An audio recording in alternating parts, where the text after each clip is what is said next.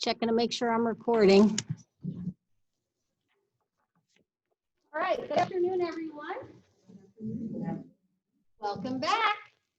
I know we're all excited to be here.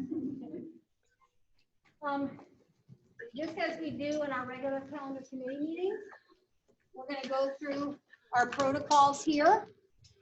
What we're doing is we do have some folks that are joining us by Zoom. So bear with our process as we, it's a little delayed. So for example, my name is Angela Pruitt. I am the Chief Negotiator for the school district. I am okay. I have no elephants unless our technology dies. Time constraints, I have none.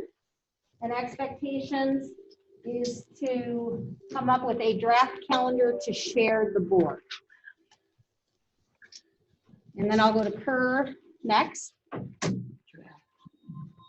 So my name is Kerr Fazzone. I'm the Chief Negotiator for TAUC.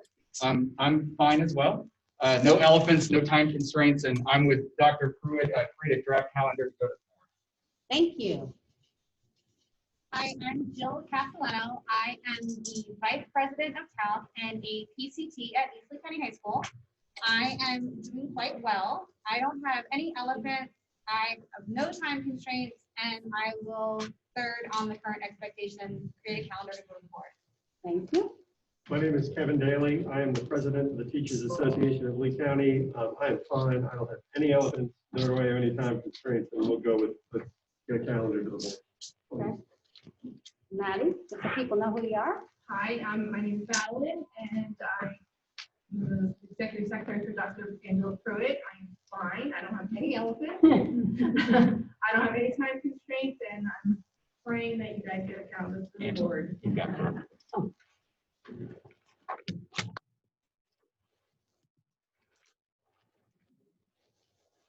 I am Lisa Vasquez. Good evening, and I represent the parents of the school district of Lee County. I'm doing quite well.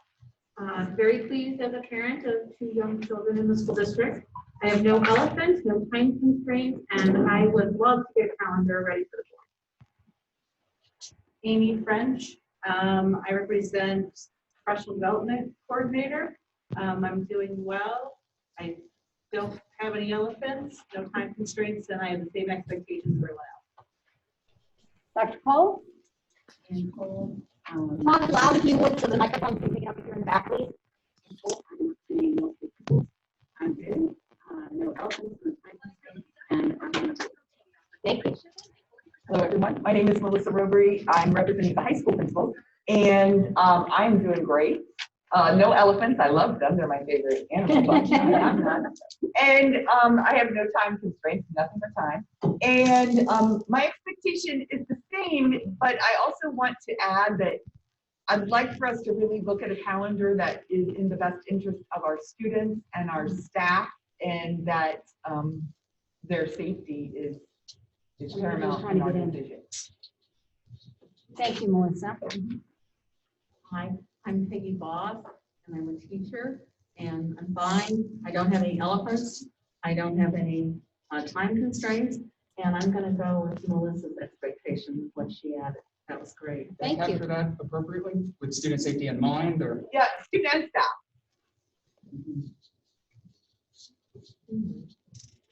All right. Thank you, Peggy.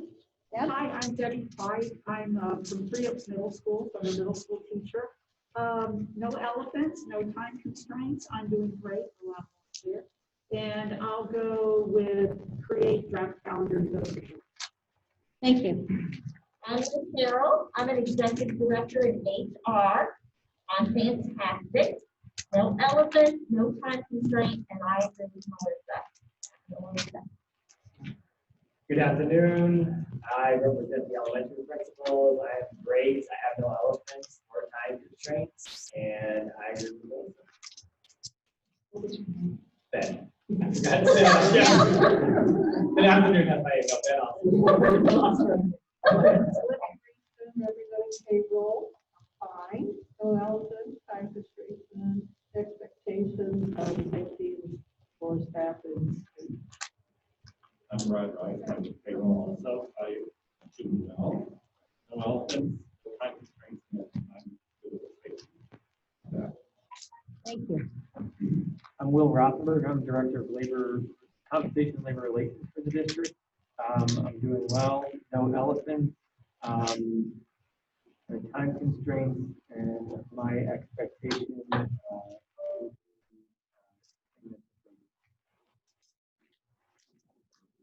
All right, Ms. Hutchins. Kimberly Hutchins, Director of Payroll. Agrees. No elephants, no time constraints, and just want to get the calendar to the board. Remember what I said about technology. You hear me? Yeah. Is that a yes or no? What's the question? No, I was wondering, can anybody hear me? We can now. Go ahead and introduce Question. yourself to work on getting us back on. Kimberly Hutchins, the Director of Payroll. No elephants, no time constraints. Expectation, get the calendar to the board. All right, Elizabeth. I am Elizabeth Peterson. I'm the other service unit director at the Island Coast office, the union. I have no elephants, and I know I'm missing a few right now.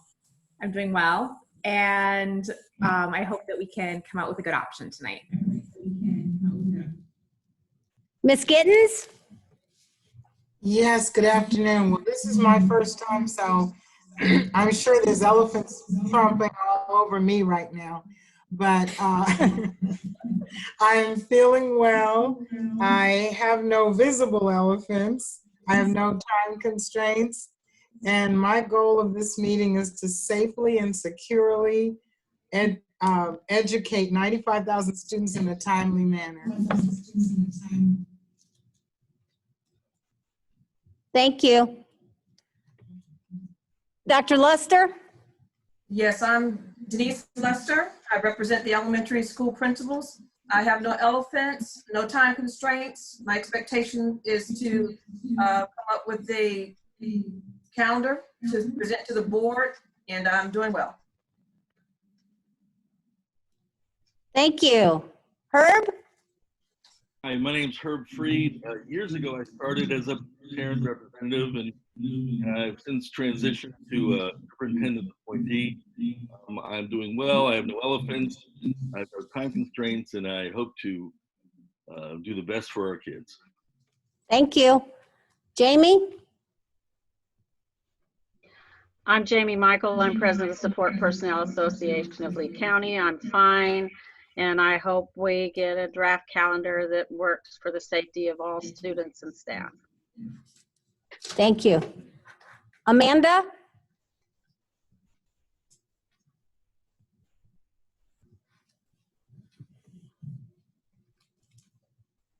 Christy? Hi, Christine Schroed. I am actually here to observe. I have a limited amount of time today, so I will probably not be participating, but I will be observing. She's one of the new staff attorneys. Yeah, and Amanda, that. That's okay. No problem. Thank you. I appreciate the time you can spend to learn the process. Amanda, I'm going to give you one more shot there. Amanda Evans. Hi, I'm Amanda Evans. I feel wonderful, no elephant, no time constraint. The same as what Jamie said. Oh, okay. Thank you, Amanda. I appreciate it. Okay. All right. So the tricky part is going to be when we have some of our Zoom folks that want to participate. So I'm going to ask Mr. Rothenberg if you will monitor the screen and let us know if somebody here needs to would like to speak and address the group, and we'll go ahead and do that. Where do you want these, Angela? They should just stick right up to the wall. Okay, just here? Hopefully. Oh, thank you. So everybody should have this red folder, or it might be a different color, a folder. Those of you on Zoom, I emailed you 2 different emails that had attachments that have the same information that we're going to be looking at. And the first thing I would like to draw your attention to is this paper, the interest-based process model. This is the process that we follow. This is a committee that exists through the bargaining process. And so the first thing that we do is we talk about what our interests are. And so her and I capture from the group what our interests are. And I think I heard probably the first one, I'll let you facilitate and I'll write her, Sure. Was about the safety of students. So I would say that one of the first interests I heard was safety. Anybody else? Can I add, I'm sorry, preparedness?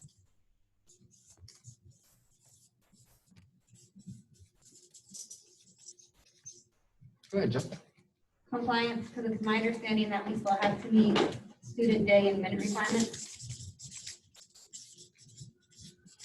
Kevin? Equity and educational experience.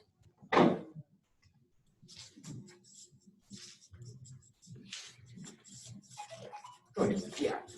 Yes. Mhm. Student learning, continuity in student learning.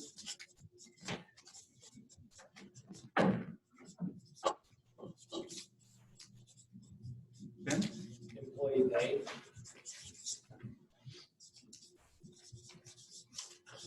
Kurt, do you want to read those for them? Can they hear? Can you guys hear, or do you need us to read them? You can hear?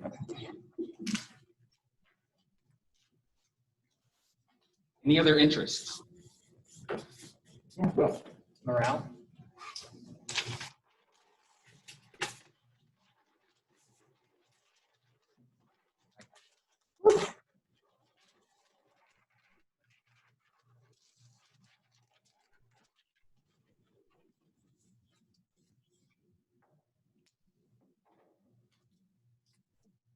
Any other interests? Manageability.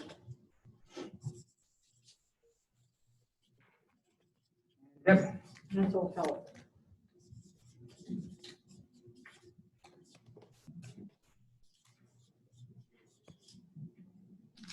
Can you say a little more about that? Wait, so we're all using the same. Student and employee mental health.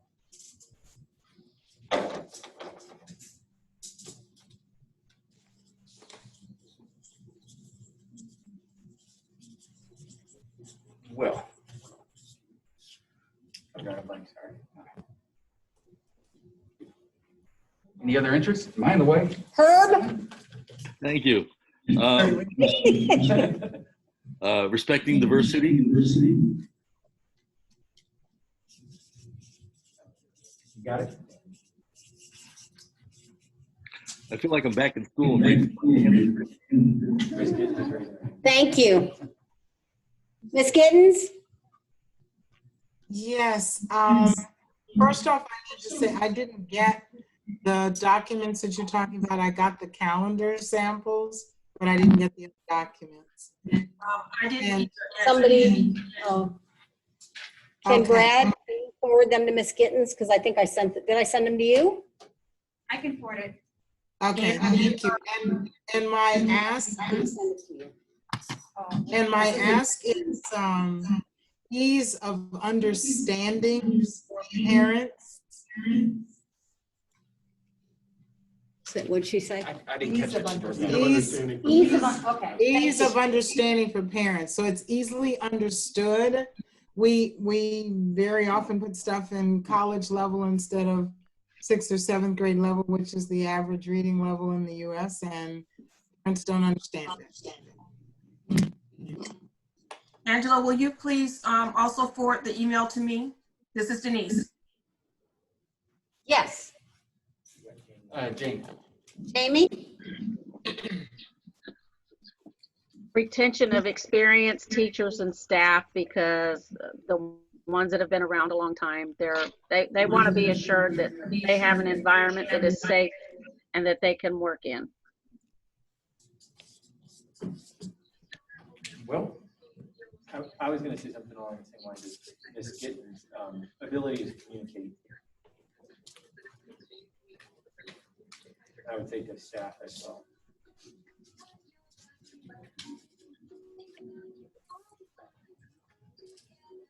Any other interests?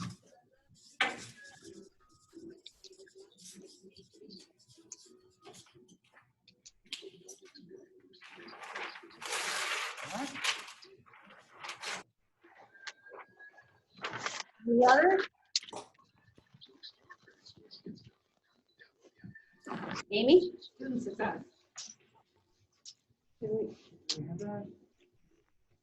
No.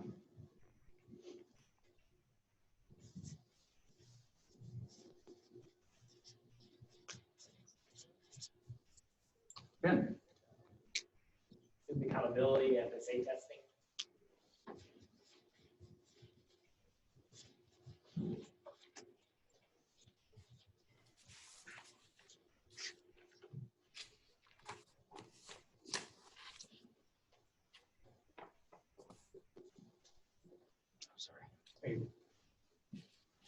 Any others?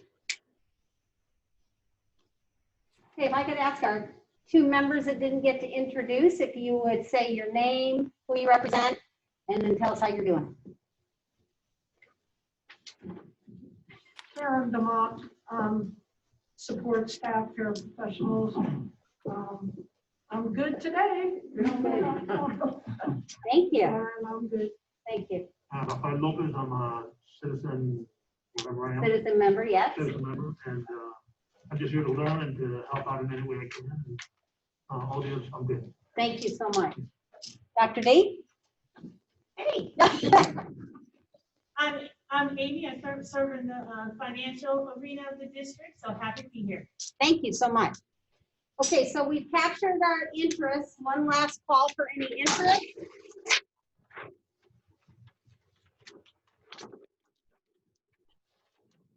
Did anyone say sustainable? I don't think so. No. The other thing that I would add, if I could, is the my interest is to lessen the negative impact on staff and students. Lessen negative impact. The negative impact, whether it is the days we replace, whether it is an employee pay issue. I want to, whether it's a testing issue, preparedness for our students. Right.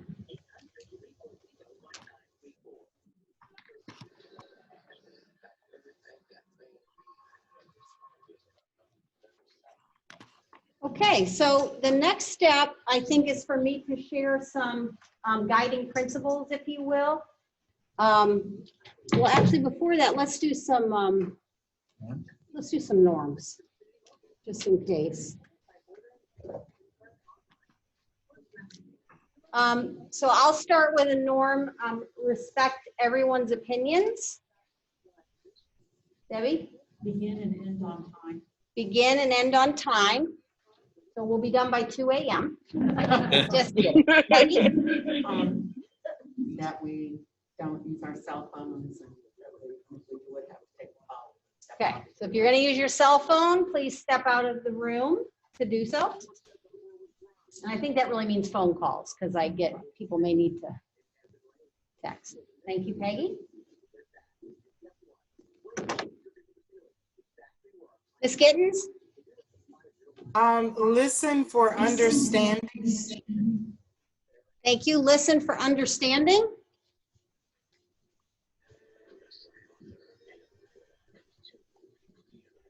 Amy? Kind of capture what we have, but assume good intention. Assume good intention. Thank you. I like that one. I wish we could all live our lives with that. Yeah.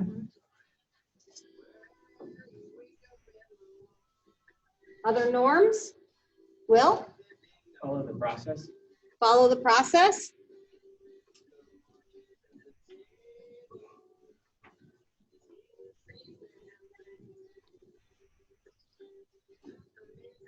Other norms?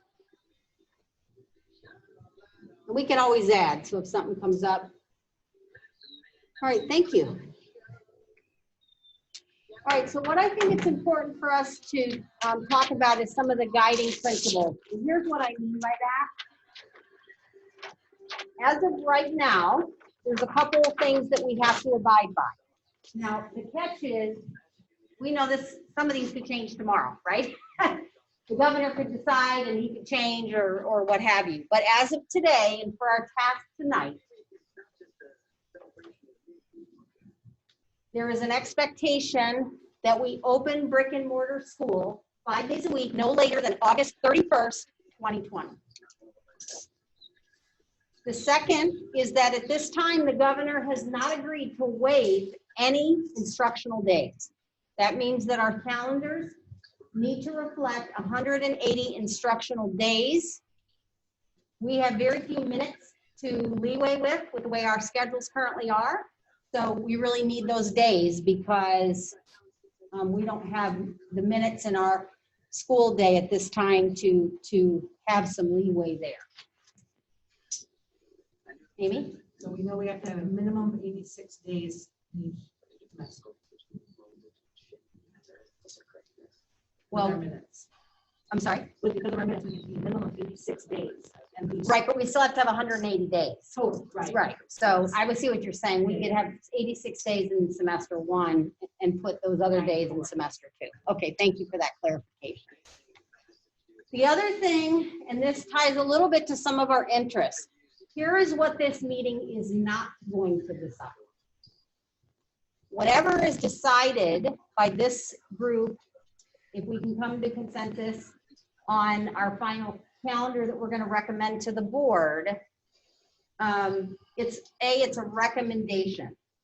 We will not and will not be making decisions around employee pay relative to the calendar. Those decisions need to be bargained and negotiated with the union. So we cannot make that decision. It doesn't mean we can't talk about it and how it impacts, but we're not going to make that decision. Like we can't say, okay, we're doing this start date, but we want to, but only if these employees get paid. That's not our role here this afternoon. Again, we can discuss it, but it's not a decision that we make in this group here. The other thing is that relative to, well, it depends on if everyone's going to be wearing a mask or not. So those are, again, this committee is not to make those decisions, okay? Doesn't mean we can't discuss it. It just means that it is not the task of this committee. So what Dr. Atkins had asked us to do, and the first decision point we need to make is and we may want to work through the process and then decide, but what we can make a recommendation is we can as a group say, you know what, we feel very strongly that we want things to come back August 24th. So we're going to provide one draft and it's going to be for August 24th. We may say it's August 31st and you know what I mean? And that is going to be the calendar. Oh, Herb, yes? You're breaking up. You might Hold on, ask I lost the connection again, sorry. You might ask I don't have my mouse either. everyone who's on Zoom to mute themselves. Just a minute, Herb, I'm trying to get you back on. Okay. Or if you want to start getting discussion about. About the start date? Mhm. All right, then let's start talking about the start date. We have to, you said by August 31st, 5 days a week. When do we start? Give the parameters.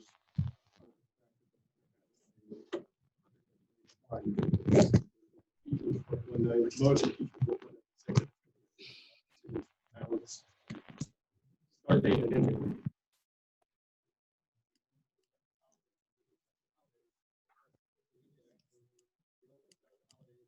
Patty, I need technical help, sorry. I need technical help, this is. Do you need me to stop then? No. Okay, it's gonna bring the end date in a little bit, but you know, again, we're not gonna have maybe the whole week off for Thanksgiving break. And so, without that relief from the governor and that flexibility here at the local level,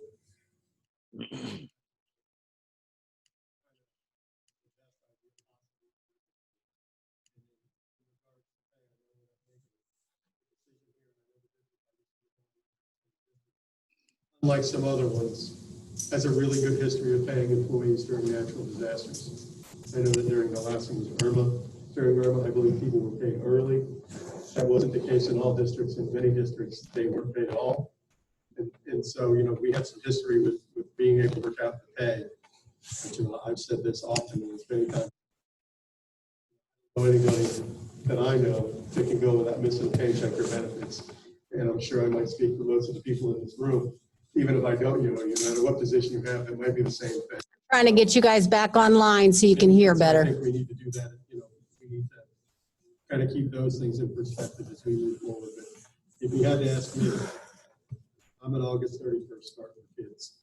I mean, that's the way I feel. It gives us the maximum amount of time to negotiate the changes to the contract. It gives us the maximum amount of time to roll out communications. You know, and it gives the maximum amount of time for teachers to prepare in case they have to do something they're not used to doing. I think Debbie was next, right? And then I'm just wondering, since we have 10 drafts, and I think we're all trying to obviously accomplish the same thing, perhaps we could go through and maybe eliminate a couple, like maybe test one or two, put them up there for testing and then decide. Well, I think if we can decide on the date, okay, then I think we can do that. I think that will eliminate some of them. Yeah. Kim, I don't know if they caught the last part of the conversation. I had it on here. I just don't know if they heard it. I just want to kind of echo some of the things that. Can you hear now? We can hear Okay. you. You guys talk as loud as you can, please. Thank you. Sorry. I just want to say that I want to echo what Kevin said, that we're in a difficult position because the state hasn't made a lot of adjustments, that we are in a position as a district to really have to think about the safety of our students and our employees, and again, being concerned about start date and the way our pay structure works.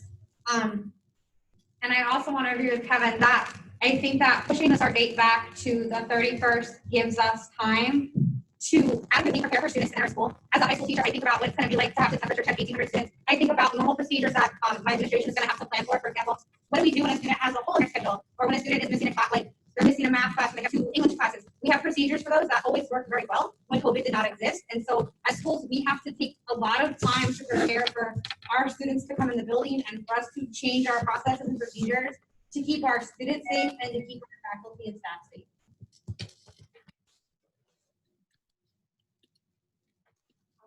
Did not hear that. I know, because anytime the signal comes down, they can't hear.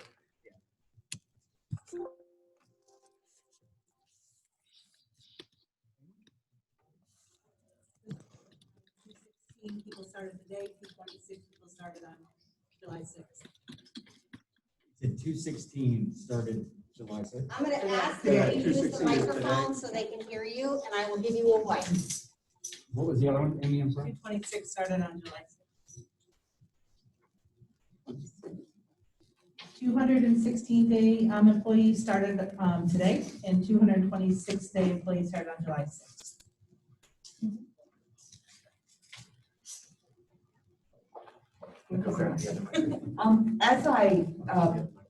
As I spoke to representing the high school principals, as I spoke to them to get their feedback on the schedule, the majority of the high school principals preferred the later August 31st date to the other option of August 24th that we talked about.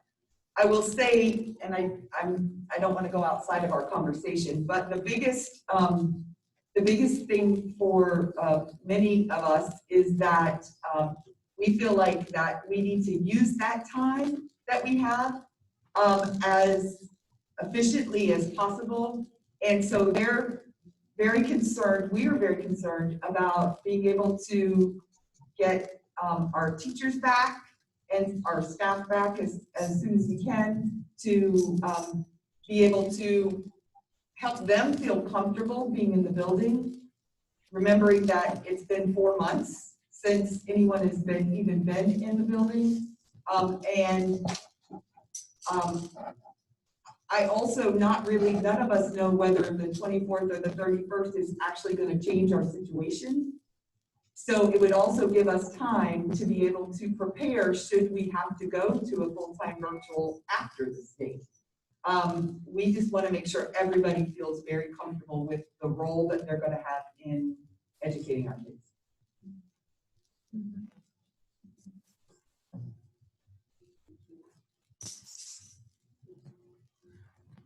It seems like everybody is on board with a start date of August 31st. So, Dr. Pruitt, would it be appropriate that we could test a start date of August 31st? You can call it, absolutely. Okay, I'd like to test a start date of August 31st. Can you guys hear that we're testing a start date of the 31st? I'm looking for a thumbs up if you support it, sideways if you can live with it. All right, thank you. Are we good? All right, first big decision. Let's, woo!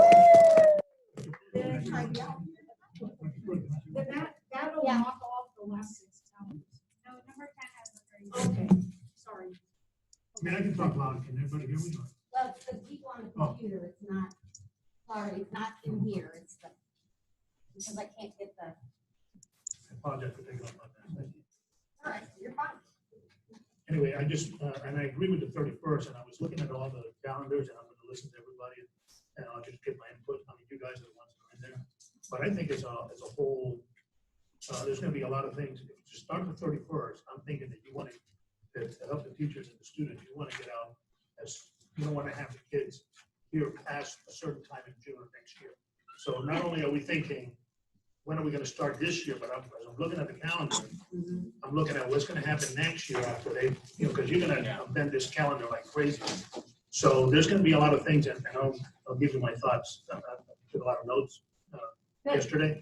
So there's going to be a lot of stuff. The 31st is great. I agree with it, but there's going to be a lot of give and take in between the year. So maybe get the kids and the teachers out here, and maybe early June, middle of June.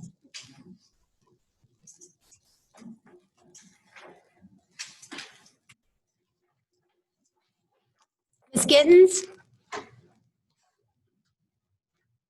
Okay. Can you hear me okay? Yep. Okay. Yes, I agree with the 31st, and the rationale that I bring from hearing so many parents, community people, is the choices of the learning models are fine, are wonderful. Their main thing is the safety of the students. Therefore, extending it out to the 31st would give the district an opportunity to put those plans together, because that's what most of the community is saying. We don't mind, you know, Lee Home or, you know, virtual, whatever it is, but we need to know whichever one we choose, what are the safety and security issues that are put in place. And so I'm wondering, I know that the governor's kind of drop dead date is August 31st. Do we need to consider, if anything else happens, a plan B? And I'm just throwing that out, I don't know. Thank you, Ms. Gittens. One of the things that we will talk about after we have a draft is just that, whether we're going to reconvene, if we have to make major changes, or whether the committee is willing to live with certain, you know, guidelines either back and forth, if that makes sense. No, it does. And I'm just saying it will put pressure on the other district departments to make sure, I'm sorry, the lawn guy decided to come today. Go figure. If it's announced that it's the 31st, then that gives them I guess a longer window to get together what it is they're going to do to keep students and staff and teachers safe. Yes, thank you. Debbie? Hold on. Might we go ahead and, like we do in the normal calendar committee in October, go month by month?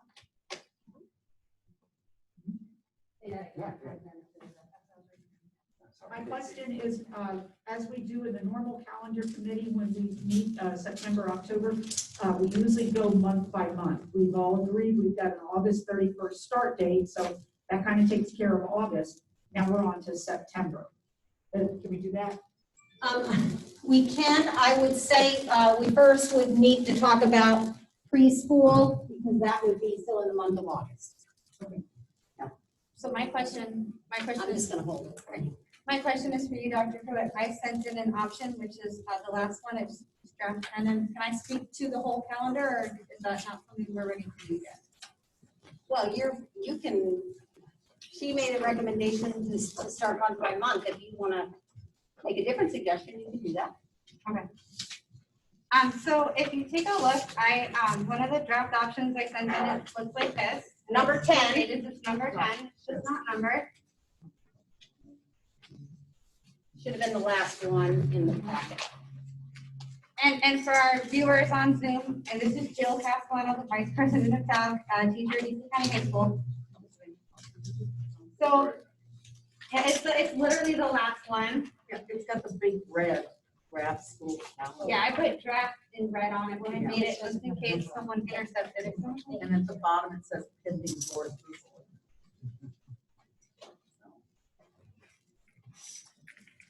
So it does not say 10, right? No. No. It's not.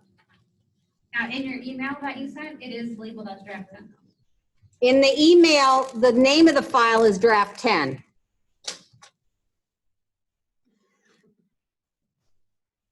Dr. Pruitt, Hold on. Yes. I'm so sorry. I still didn't get all the information. Who's saying that? Because I can't see. Oh, I need your original email sent to me. Dr. Luster, can you forward it to Dr. Luster? I did, not your original one, is that the one they need? No, the second one that I sent for the Zoom participants. I sent that one, that had 4 pages. Yeah. I sent that. She said she sent it. Can you just check again? But I should only have 4 pages? Yes. Okay, not draft calendars. That should be on one of the pages. Yeah, go ahead and send the first one too. I guess she doesn't have that one either. Headed your way. Thank you. So if you take a look at this draft, I made some adjustments, and it may be helpful to just take a look at our current school calendar so you can compare side by side what I did. So in thinking that, and I thought as a teacher here, and in speaking to my colleagues, I know that there's a lot of concern about adequately prepping our schools and having time to prep our classrooms, having time to participate in activities that are going to be offered to prepare for severe changes in what a classroom is going to be like, and then also making sure that we're prepared in the event that we have to go virtual again, that our teachers have received training and have had time to set up their classrooms. So if you take a look at August, I made preschool 9 days. That's not normal. Normally preschool is 5 days. And in order to accomplish that, I took our professional duty days that are at the end of each quarter, that are teacher work days, that are non-student days, and I put them in preschool, and I turned the days that we would normally use to input grades into early release days for students, which would give teachers about 2 hours after the students leave to finish finalizing grades. And my rationale behind that was, again, to give teachers as much time to prepare in their buildings for their students to arrive and to help support arrival of students. For example, I've spoken to kindergarten teachers who are very concerned about how their kindergartners are going to come. I mentioned earlier, as a high school teacher, trying to see if there are plans that we can come up with to help mitigate scheduling issues before the students arrive, so we're not in a situation where we need to send 100 students to an area that we can't send them to have plans for how 1,800 kids are going to enter a school building. So there's a lot of prep that needs to be done, so that's why I did that. And then what I did was I kept all the holidays the same. I had to shift back exams into the end of January. I made those dates teal, and if you see my math, you can guess why.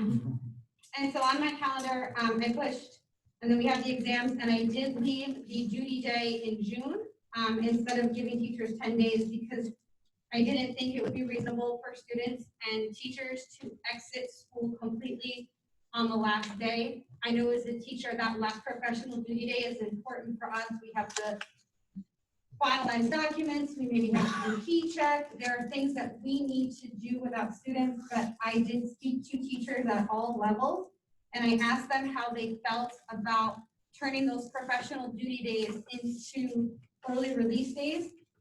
And the teachers I spoke to said that while they value those days, and those days are very important to us, that during a pandemic, we need to just make some allowances for 1 year so that we can start the year prepared and not stressed when the kids walk in, that we feel like we've had as much time as the district can afford us on a 196-day contract to be ready for our kids. And now Kim Hutchins said she counted your calendar and it only had 195 days. So I don't know. I think, go ahead. I think where it's coming in, it says we have 6 paid holidays, it's only listing 5 of them on here. So do we get paid for July 4th? I think where it might be coming in is on the paid holiday days. Here, we have only 5 of them listed, so I don't know what the 6th one is. Is that July 4th? Yes.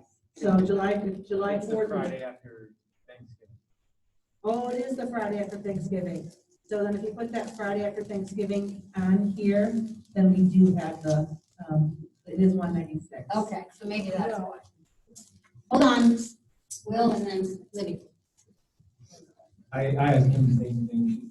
She thought that the Friday after Thanksgiving, which is a big holiday, that's not on that list at the bottom of the 6. It says there's 6, but only 5 are. That's what he-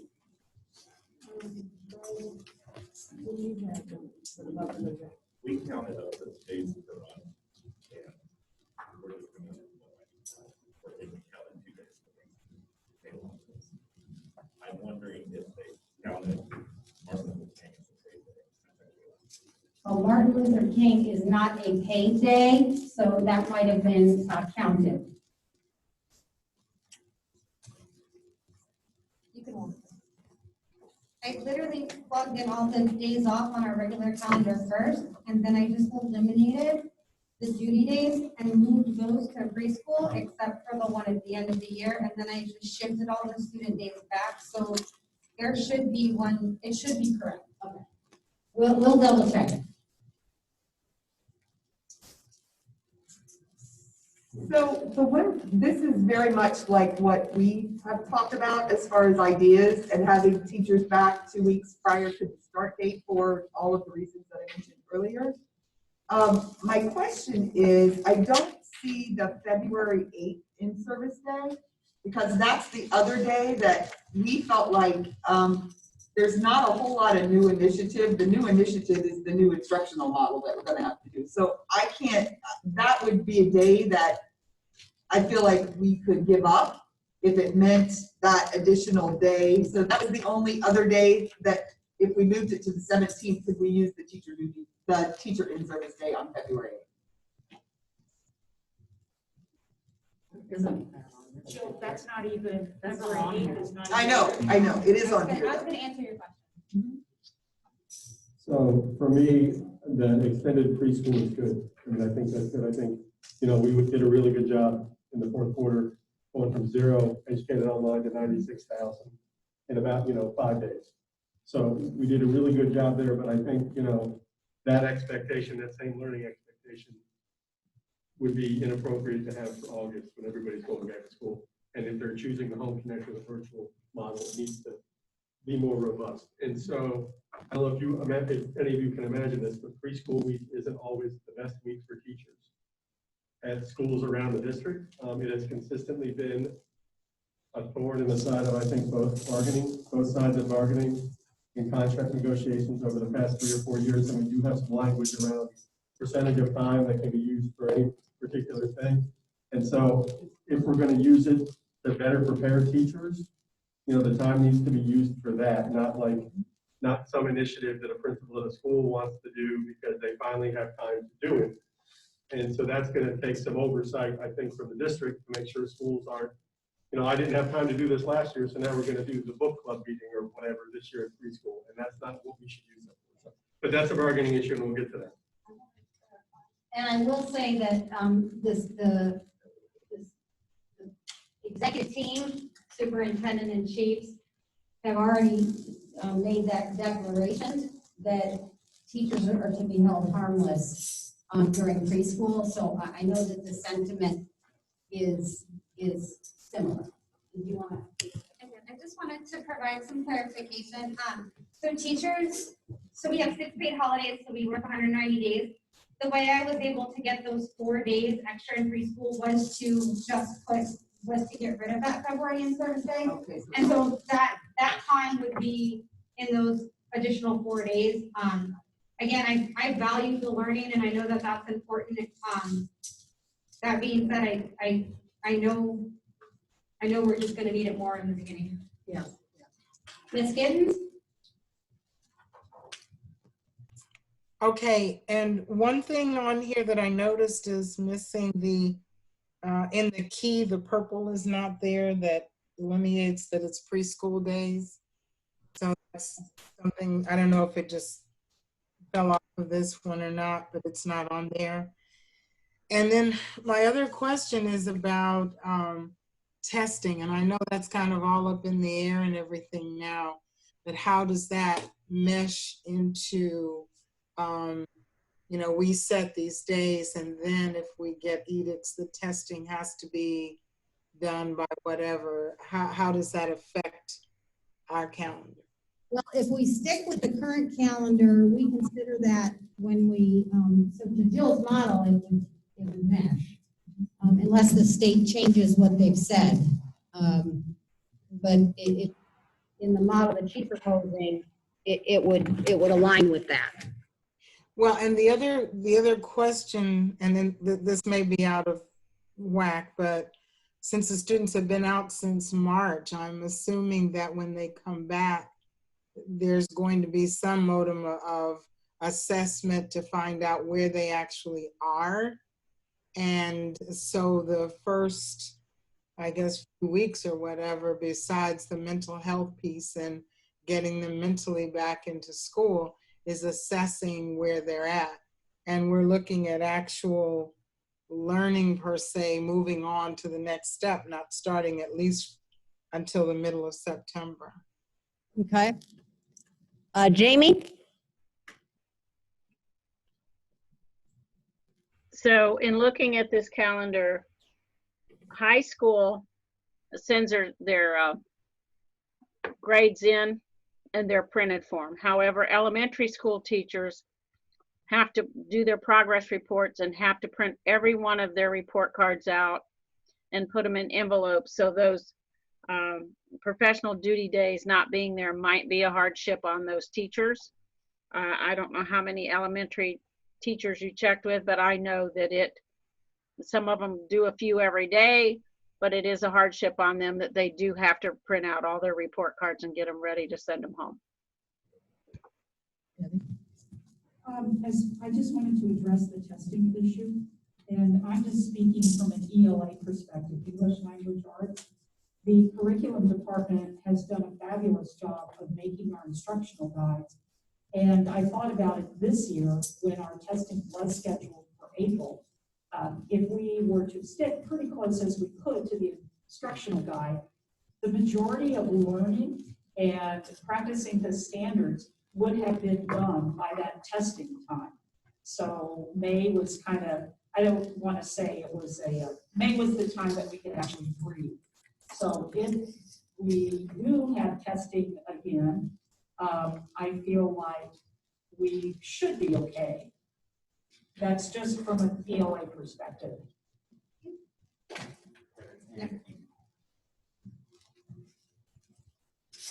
So again, I think, and Dr. Amy, you can correct me if I'm wrong.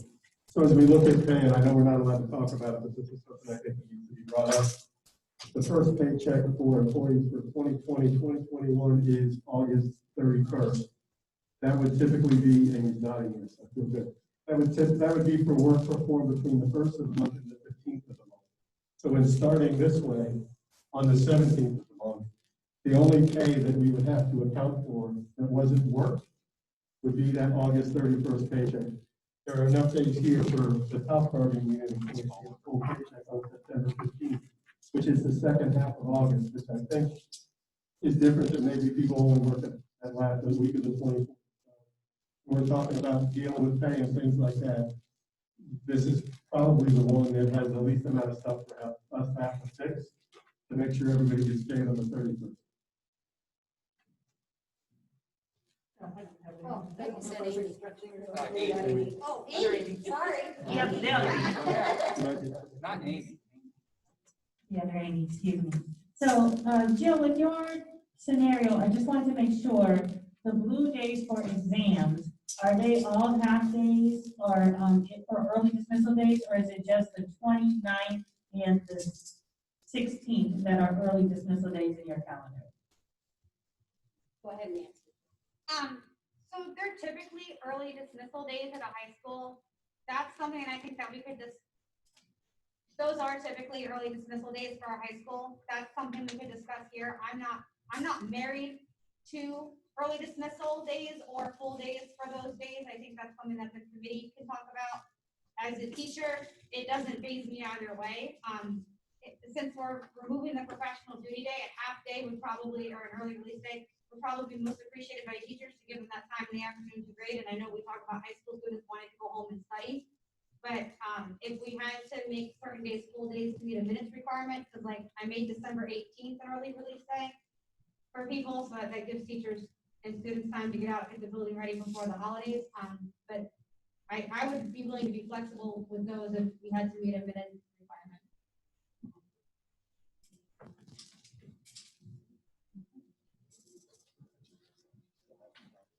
It says that she's joined, or never gets past join. Other comments on Jill's draft? Sorry, Jill, I just now noticed the early dismissal days, December 16th through the 18th. Just what That was incorrect. I just forgot to delete that. Oh, okay, so that's still full days. Yes, yeah, that was a typo. And what about the 18th? Is that still a full day or that counts as early dismissal? Full day. Full day. Okay. And I think I agree with you, those early dismissal days, especially when we're speaking for the elementary teachers, as Jamie did. I think that would be very advantageous to them to have that. So I would hate to lose those.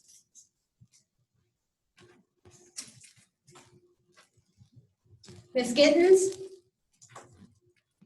On the other samples at the bottom, they have the semesters and number of days and the student days total.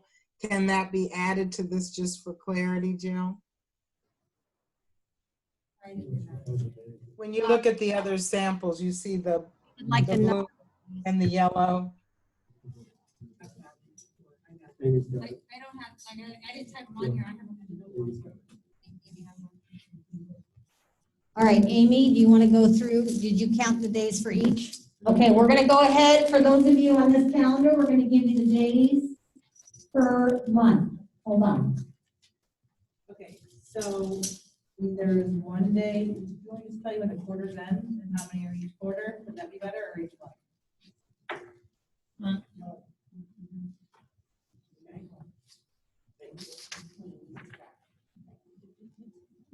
Okay, August we have, and this is just student days. August we have 1 student day. September is 20 student days. October is 22. November is 15. December is 14. January would be 18. And January 29th would be the end of quarter 2, which is semester 1, which would be exactly 90 days. 19 days in February. 18 days in March. And then I didn't do the quarter one for these. 20 days in April. 20 days in May.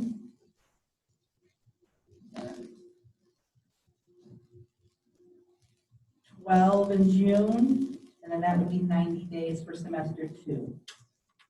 And how many in semester 1? That's not 90 days in semester 2. 89 days. That's what we're missing a day for students. That's for that. Okay, so that's where I probably missed something, so we would need to That's move okay. everything over one. So we would need to have the students' last day be June 17th, and teachers' last day be June 18th.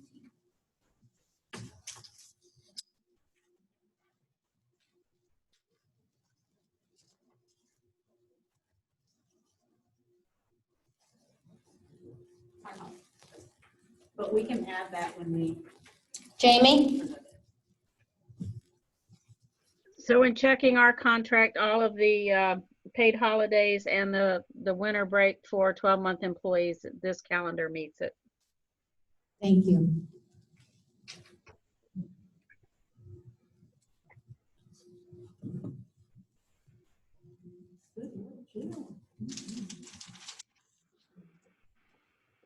So can I hear from the elementary principals, either Dr. Luster or Mr. Osman, about the question about report cards and the time needed? And is that something that you feel is doable for your teachers? Dr. Luster, I'll do you first, and then I'll ask Mr. Osman. Angela, Dr. Pruitt, will you please pose the question once again? Yes, in terms of the time teachers would need in elementary school to deal with their report cards without the teacher duty day, is it doable? It is doable based on what we're facing this year. Thank you.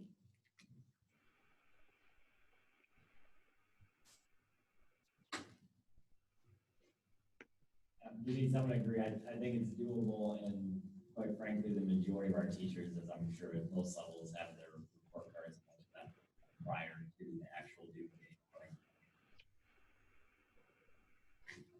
Thank you. Okay, I'm going to check in with my payroll table over here and see if we have any glaring things to discuss by the group. Okay. For one day. That one day in June, get the one that's Okay. work days. Kim, she's ready to be re-added. Oh.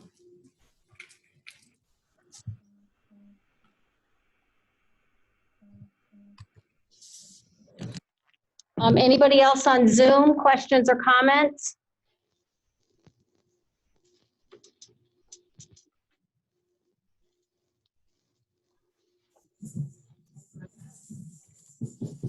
I have one quick question. So in June, you said there were 12 days and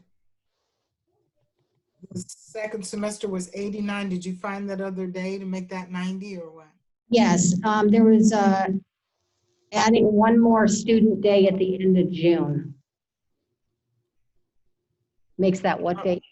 The 17th. Oh, okay. The 17th, instead of being professional duty, is the last day for students. Correct. Moving the teachers to the 18th, correct? Yes. Okay, thank you.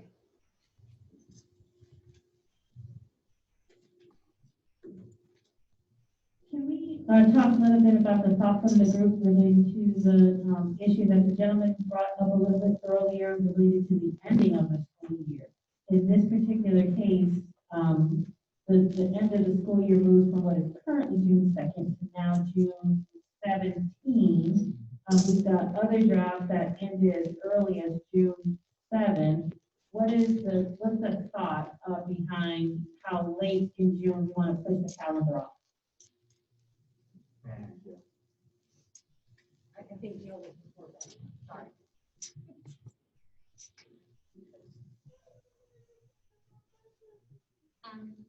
So, and I was gonna make a different comment, but when I put the calendar together, and again, in talking to teachers who I represent, they expressed wanting to keep their holidays the same. I know a lot of teachers, you know, and I'll speak for myself. I normally visit with my family in the summer, and I didn't do that because it wasn't safe to travel. And I'm going to remain hopeful that a day is going to come where I can fly to see my family. My brother and his wife just had their 4th child this I'm hopeful that I'll see her soon. And so there was this expression of really wanting to keep those holidays, one, because this is gonna be a mentally exhausting school year, they're gonna need that time, and I know a lot of teachers have said the same thing. They are in hopes that the time is gonna come, whether it be November or December, that they will be able to go visit their families, because many of them stayed home and did not travel. So there was an interest in not changing our holidays from teachers that I've spoken to.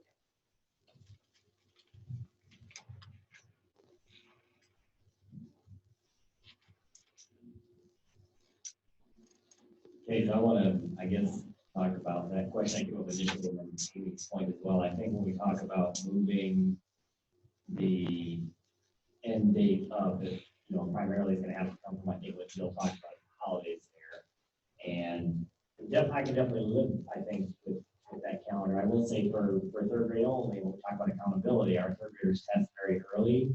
And so many of the days that are being added to the calendar are being added at a time where our students don't really benefit from those days. So looking once again at the full week of Thanksgiving, the extended Christmas, winter break, and then the spring break being that full week as well. Those are days that definitely for our third grade kids, they do cut into instructional time for them.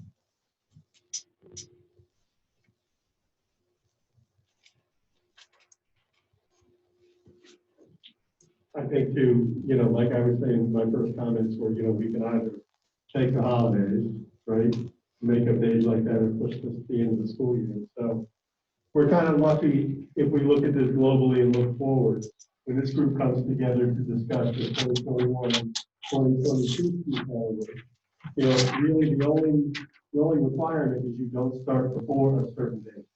So theoretically, we could start maybe a week later, the 2021, 2022, to give a little more relief to the summer. But, you know, I get it, like Bill said, I can't even get into the country where my sister lives because of Raleigh. They shut the border down.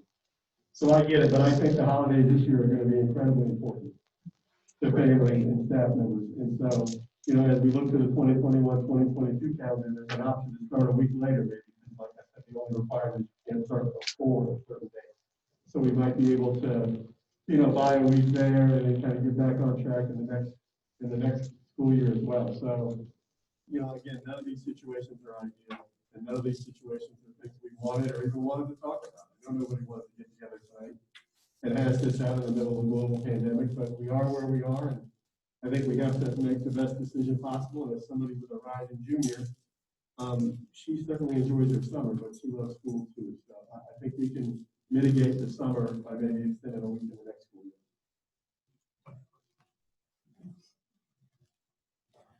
Ben, do we know when the testing is going to be? Because we can always play with that spring break, but can we move it to like right after That's what I'm Easter? looking at right now. Will that help us out? I didn't know that, we didn't know the date. So, Let's talk. do you know? No. I'm pulling it up right. I'm trying to get Yeah, it. so don't, because we can put out the spring break thing. Again, I'm just looking at it from an outside person looking in, and I looked at all of the calendars, and I'm doing this with all of you the last couple of years, and I looked at it, trying to get the most bang for your buck. Draft number 4, to me, looked like, that's not, I'm not done yet, so I want to tell you. But I looked at 4 things. I looked at, we were gonna have a late start. We knew we had to prepare for the school year.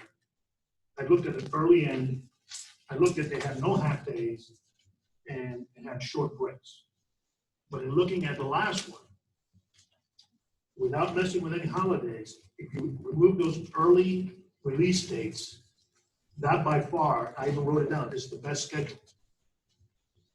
If you remove those early release dates, it gives you at least 3 days, 3.5 days at the end of the year, and you can kind of move that date from, I think, the 16th to the 11th. And then, you know, anyway, so that was, this is the schedule. If you remove those early release dates. Draft 4 probably does maximize student time. However, having the professional duty days at the end of the year really probably won't be beneficial for our teachers. They could really benefit from having those PD days on the front end. So that would be something that we could look at, moving those PD days earlier so they can have that extra time to prepare.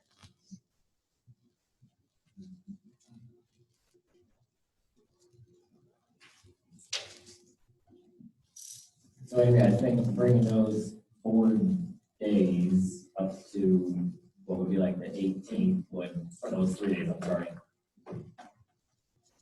So it's 4, it's 4. Bringing those 4 days up to that month of August, just looking at the draft 4, it allows for almost 9 days of professional development before the school year starts, gets us an early release date for students up to 7. And it does provide some more instructional time. I think, like you mentioned, probably the best instructional time for all of our students, especially our elementary students, our third graders in particular. Of course, the downside to that, as we talked about, is it does cut away some of the vacation time. The Thanksgiving break becomes back down to 5, which this is really the first year we did or this last school year was the first time we've done the 5 days. I don't think it's become tradition yet for our county. I know we've done it this past school year, and it does shorten the winter break by a few days as well. And of course, our spring breaks moved, and it's also a little bit shorter. I think looking at combining those days at the end, like you said, Amy, to the August, still provides a fair amount of instruction or a fair amount of planning time, which I think was Jill's goal, was to get as much time up front as she could. But the loss comes at some days that we lose in some of our break time, but it really provides more time for some of our kids. The more days you stack on in June does very little as far as instructional time before kids test.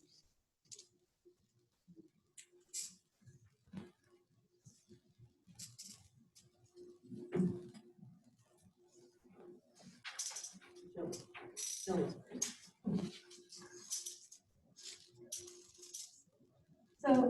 in draft 4, we can't move all 4 of those red days to August because, well, I mean, we could, but that would mean that the last day for students and teachers would be the exact same, and I don't think principals and teachers would be too happy about that. So one of the things that we could also do with draft 10, and again, like I just took our typical holidays and I just put them where they were. So we could take spring break and move it to where, what's it called, where Easter is. So that would still then the calendar dates at the end wouldn't necessarily have to change. So you would just give, so spring break would be, you know, you have that Good Friday off and then the 5th, 6th, 7th, 8th, and 9th. But again, I don't know what the testing dates are. And then the 12th. Yeah, she just had the testing calendar up, and it's, the first window is April 5th through the 16th. And so if we did spring break the week of April 5th, it would only give 3 days for testing. Right? Well, and no, I guess what I was looking at, was if the testing window for grade 3 ELA is April 5th through the 16th, we don't want to move the window down, and if they're not going to change the date, that gives us fewer days to test, number one. But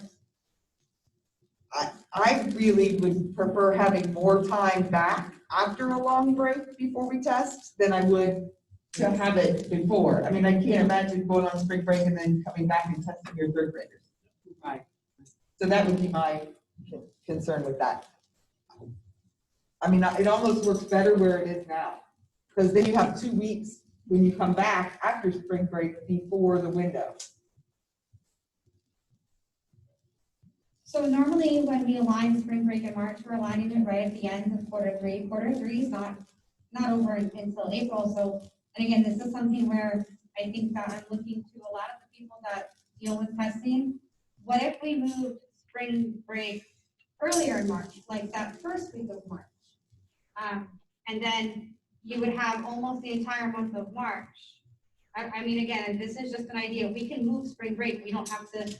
I just left stuff kind of where it was as I made this calendar. So I think that if there's some testing concerns, we can talk about shifting it to different places in the calendar for what works best for our schools. Good, I have a question.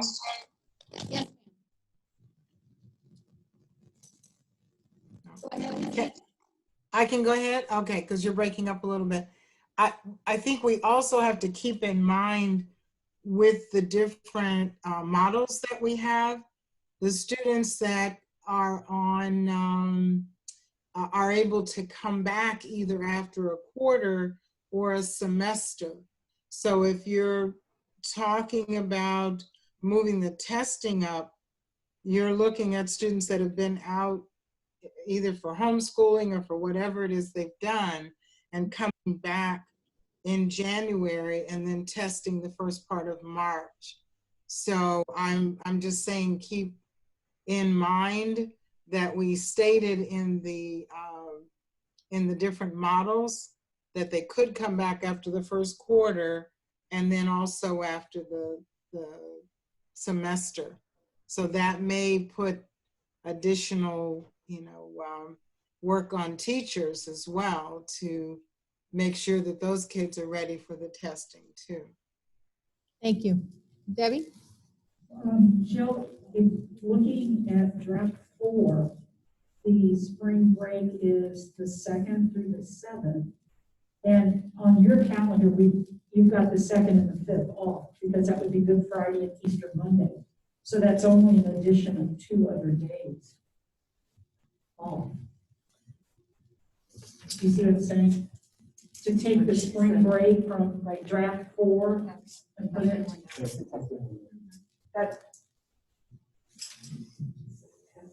So I mentioned the grade 3, but what I would say is, remember the first window is September 14th, I can't even imagine. But the second window for retakes for high school is February 22nd through March 12th. So it's actually better for our high school students to keep it where it is, where Jill has it, rather than trying to move it up like 4 does. Melissa, can you repeat those dates? Yes. So there are 2 windows for retakes. They are September 14th through October 2nd and February 22nd through March 12th. Thank you. Do you want the other testing days as well? Just. Okay.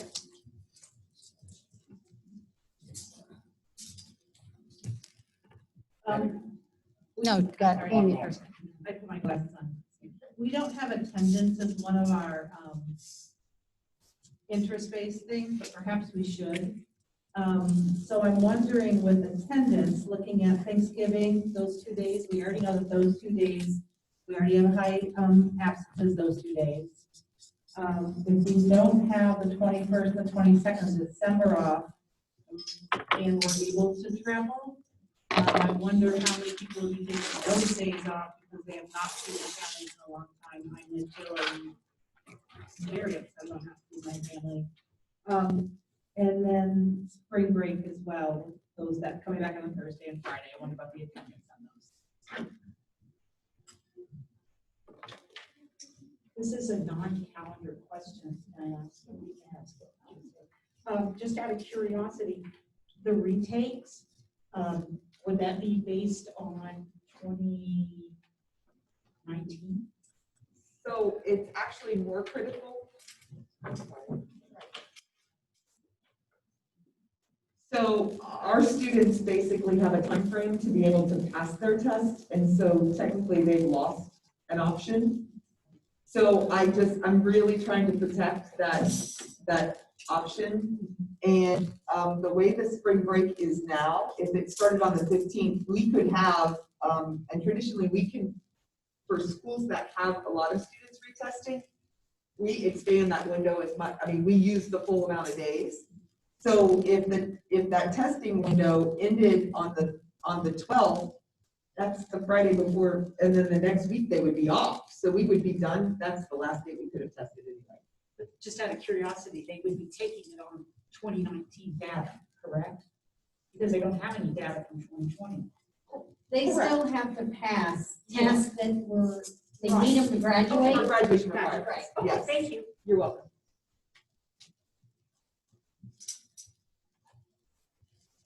Going along with what Amy was saying, some of it talks at the university level, because I have a family member teaching there, they are talking of taking off for Thanksgiving and not coming back till January.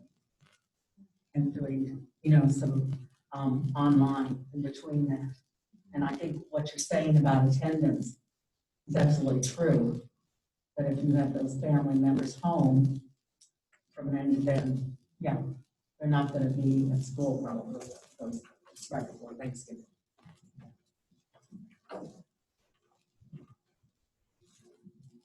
So I'm going to echo kind of the same thing with attendance and families who cancel vacations and have travel vouchers and are looking for, the same sort of deadlines so that they don't have to pull their children out of school any longer. So same thing what Jill said earlier about, meeting with family and getting together and postponing these things. And I think that, there's still plenty of time for all of our kids to come back from that spring break, March 15th week, and continue to prepare for tests. I know one of the reasons, we went for that full week was because we really did look at that data. And, especially at the elementary school, I think, I'm not going to say they were empty, but there was certainly a large amount of students who weren't there even those 2 days. And so, again, I think also, like Lisa was saying, you may already have people who have planned trips for that week on the, hope you can actually go somewhere. And now you're going to tell them, well, now you got to change your plans and we have to make special arrangements for the employees that left, that already had stuff kind of booked. So, I'm for respecting the holidays and just make and do, because like I said, the decision was made to go to 5 days based on the data. That essentially, there were a lot of students who were attending those 2 days before Thanksgiving already. And so, what brought us to that decision was really the data. And I know as facilitator, I'm not supposed to really interject, but I'm going to say that also if we go to the calendar 4 option, and I'm going to step back when I say this, if we have a hurricane, we're going to need some days. And that option will not be available to us if we take them now. Just. And I know one of our interests is morale. And we've changed the duty days during the year to early release days for teachers. And again, thinking of we're in a global pandemic and we need to make allowances, but teachers also rely on those days to clean their classrooms, organize, get work done, meet with PLCs. We are very productive on those days.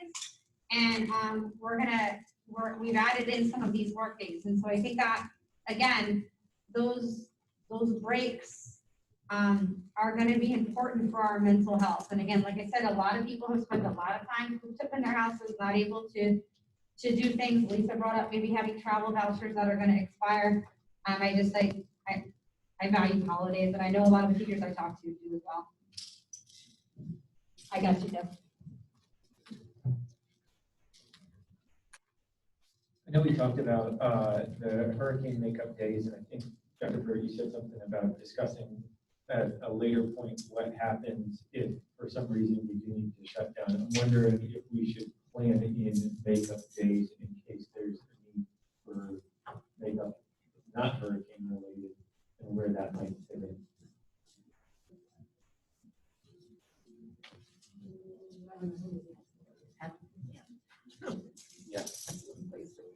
I would like to test August.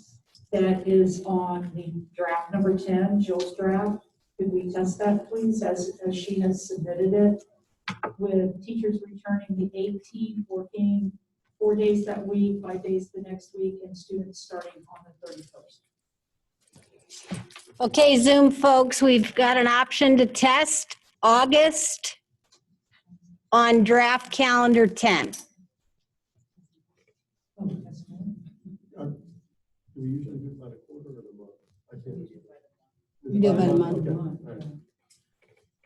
Okay. I'm sorry, could you repeat that? I'm Yep, sorry. we're going to be testing. We've got a call to test the month of August on draft calendar 10 as presented, just the month of August.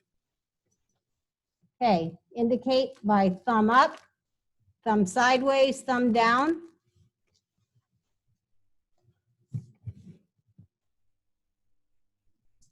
All right, thank you. Okay, we got the month of August done. Well, I did. Go Okay, I'm sorry. This is on the draft school calendar, right? Right. The one that has just one student day in August? Yes. Okay, then I think I'm sorry. I'm a little confused as to when you say testing then? Yeah, this is our protocols for interest-based, and the way it works is if a member of the team wishes to test the group to see if the group might be in agreement, that's what the test is for. And, Oh, no, I thought you meant something else. I'm sorry. Okay. oh, I apologize. Okay. No, that's all right. I hear you now. Okay. All right, the one thing I want to circle back, because there wasn't a resolution to, Mr. Lopez had made a suggestion about doing away with the half days to gain us back 3 days. That would give us, that would allow for more time. So can we have discussion on that? Is that half days for students or teachers? For students. Okay. Those half days, as far as days, will still come as full days. For teachers. For teachers, yeah. So, and they count as students being present too. So you don't really lose them, they're just, they still count. Right, it was he was saying to get more student time in before the testing, I think is what, yeah. And also not to finish later, it would gain us some days back, is what I understood. But it won't. So it won't give you those things. No, it will not. But it gives you more, the student time before the testing. Some of those days, especially at the end, are used, for teachers to back up their rooms. And so, if we don't have that time, the work has to be done. And so if the work time is not given during contract time, the work has to be done anyway. I can't just, when I was in the classroom, I couldn't just walk out and say, I'm done. There's checklists and things I have to clean and things I have to do. And so also the traditional use of them was at the high school, typically to have teachers grade exams. Because those half days are typically exam days at the secondary level. And so it's just been in my tenure as a teacher that it's kind of rolled over to the elementary schools at all. It used to be a time when only secondary got the half day and elementary went all day. But, again, there's not a lot of free time for staff. It's not like kids leave at noon and you just throw our feet up at, till 2, start talking to each other. Those days have significance, and even the duty days we're talking about doing away with kind of on the draft 10 calendar concerns me a little at the elementary level, but I think if given enough notice, teachers will be able to prepare themselves this year to have stuff done kind of right on that. And then ESE teachers have to do their IEP reports, their quarterly reports, and things like that. So, it's the work is required to be done, and if it's not given time during your contract day, the teacher will have to do the work outside of the contract time. And I think we can all agree, everybody that works for the district gives away a whole bunch of time, especially teachers. So I think those early release days are important for that as well. Dr. Pruitt? Yes? Jamie has her hand up. Okay, Jamie, you're gonna be right after Will. Another question, I don't know when seniors' last day is, but just kind of wondering where that factors in on calendar 10. And then also we just wanted to point out the deadlines for performance evaluations for teachers and That can all be negotiated. Okay. I figured that. I just wanted to make sure that was brought up. All right, Jamie? I want to make a correction. They're not half days. They're early dismissal days. The students are released 2 hours early. Half days is a misnomer, and the public thinks that the kids only go to school half a day, but they go longer than half a day. Thank you. All right, Debbie, you were going to test something? Yes, Hold on. September. Could we test September on draft number 10, please?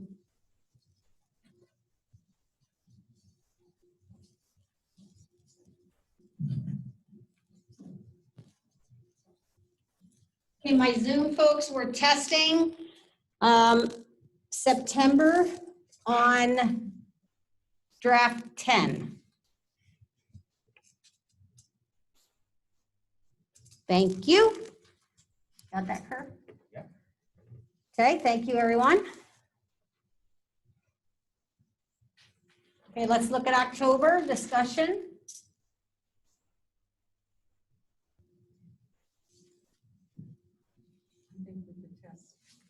October. Okay, Peggy's asking to test October on draft 10. Can I make a caveat to that first? Can we just state that October 30th, that early release day will be the end of quarter 1 of 45 days? It's on October 30th. 30th will be the end of quarter 1.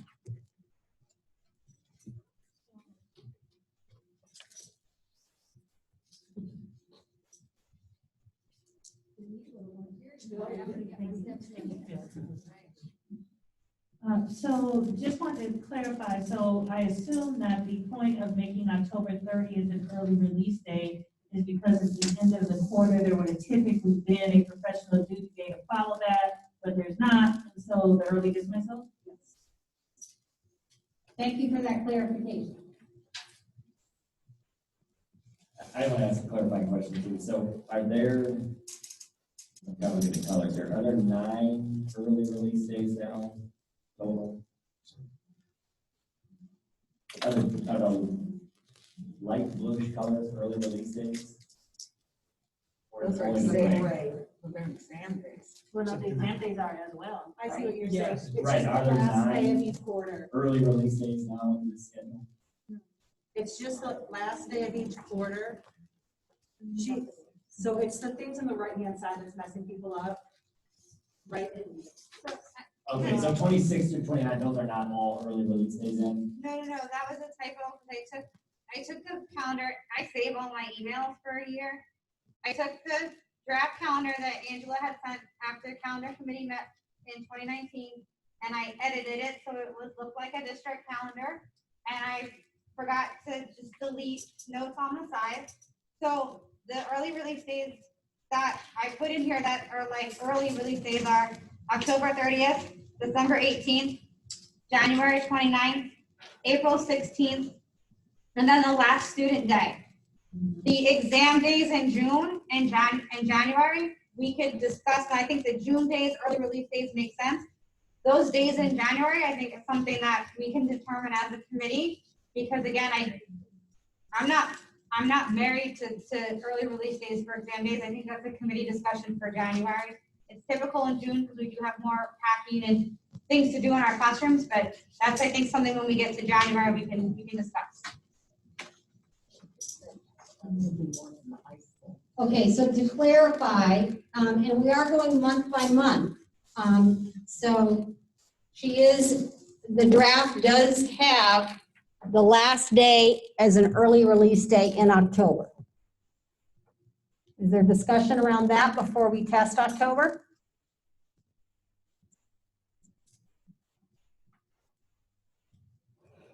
Okay, let's go ahead and test it. This is for October, draft 10. Thank you. All right, now we go to November. And this is where we've had some discussion relative to keeping that whole week or not. Draft 10 keeps as is, and I think we've heard discussion on both sides of this issue. Debbie, did you have more discussion? Not really. Just let's test it. Okay. Let's test November on draft 10. You want to talk first,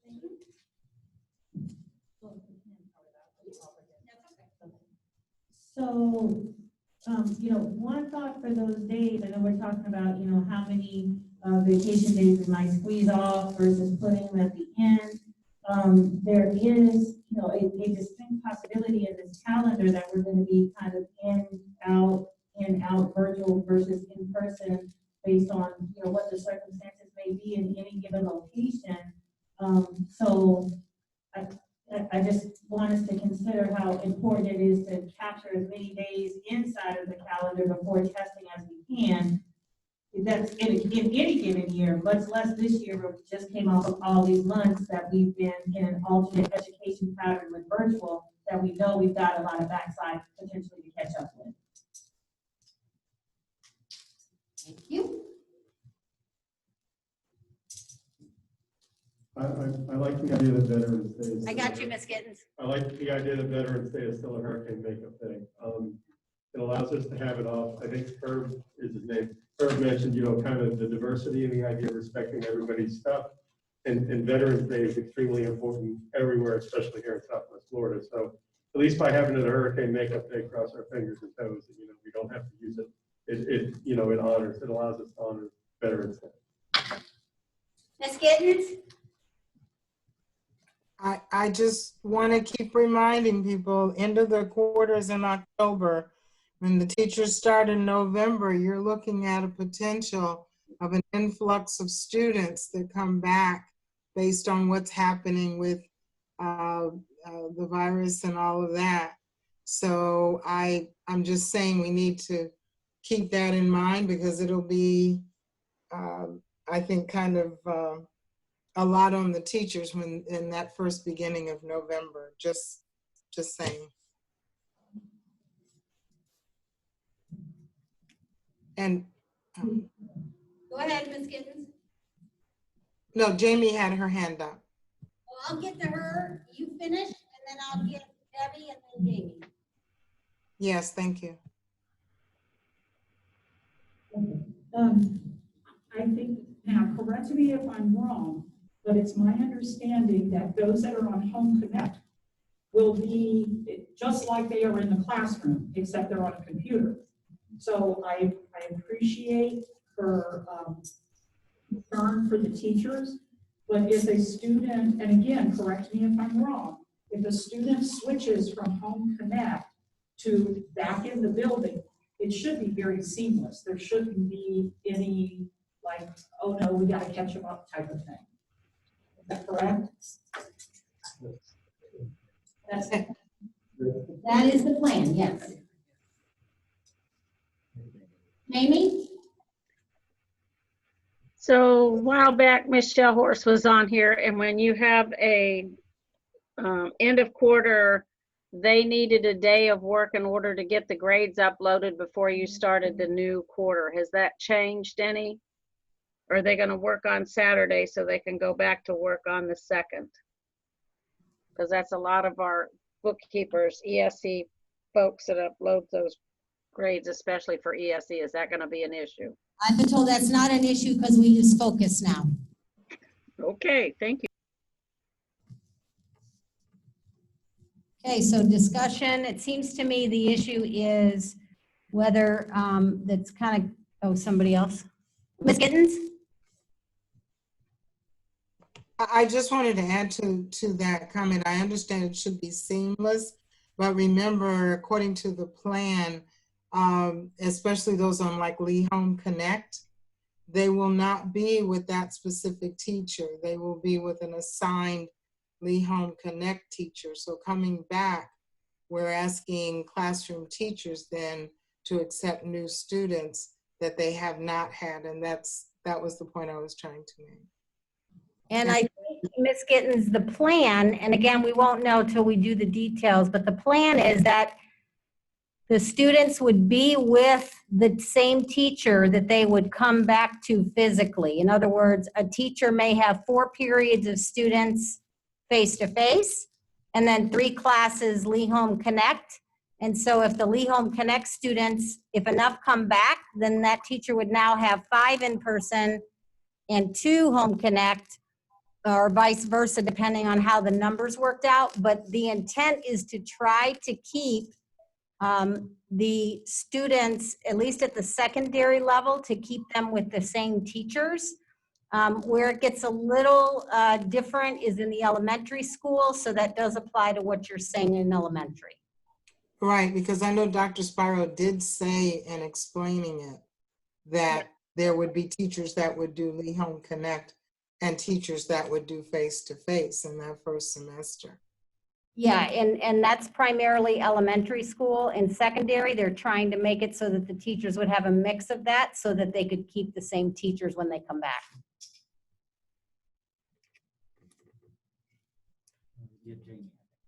Jamie, do you have again? Did you have something else, Jamie, or did that cover it? No, that was fine. I was rubbing my eye. Okay, okay. Anybody else? Discussion on November?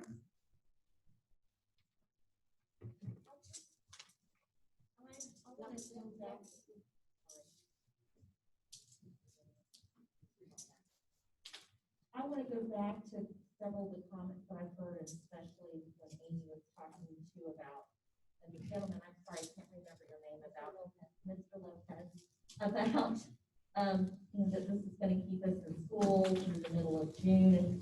And I know, I understand, and I have empathy because I haven't seen some of my family members in a long time too, and we're trying to honor the break. But although we had problems with attendance for that Thanksgiving break, we had many students who relied on coming to school and kind of the steadiness of, if you will, of that for them. And so losing a day or two there so that they have more time in school before they get to testing, I'm going to support the group because this is about us, but I also want to remember that this is also about children. And not every child goes on vacation with their family at Thanksgiving time. There are some families that is not how they spend their time. It would just give us more instructional time for students.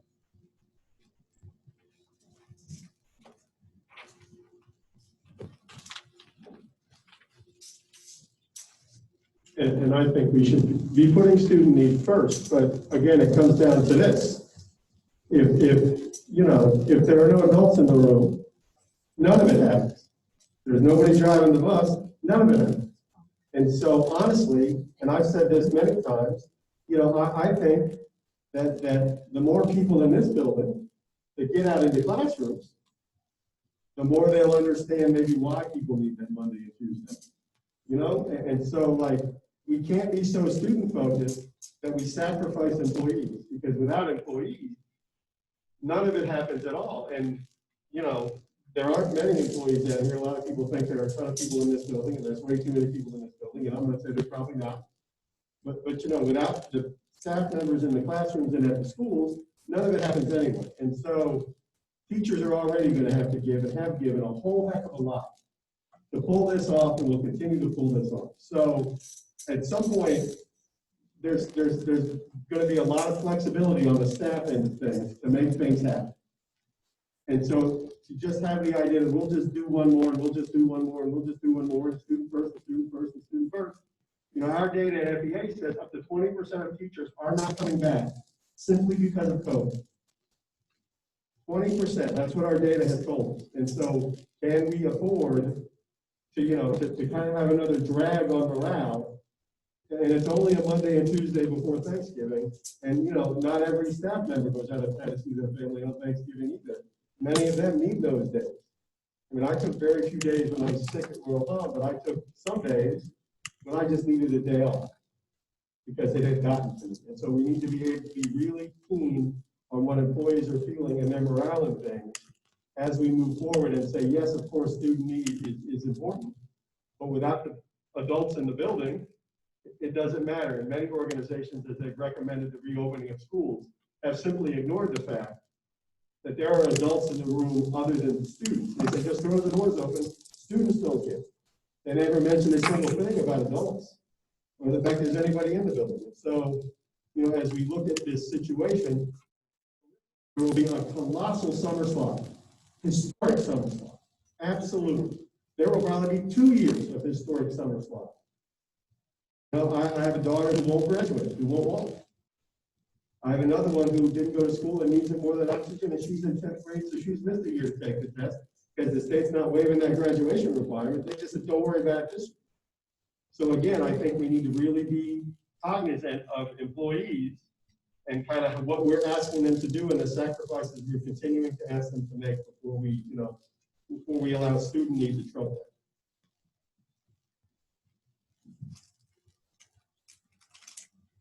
them. And I also want to say that one of the things that I think that we can think about as we look at the calendar holistically is that I know that this calendar does push us into June a little bit, but if we then talk about starting school at our normal time, and I know that that's a future conversation, we'll have less of a summer slide going into the 21-22 school year too. So sometimes putting those breaks in and extending that school year a little bit, I think is good for the mental health of everyone, but it also lessens that long term in the summer where I know that it does become very difficult. So if we look long term, a calendar like this, could really potentially do us good in the long run.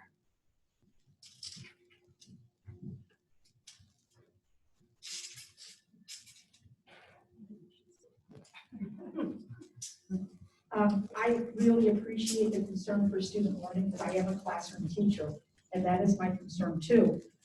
But I was going to hold that conversation until we got to January, and my high school colleagues are not going to like it, but I was going to suggest that we make those early dismissal days for the exam days, make them into whole days.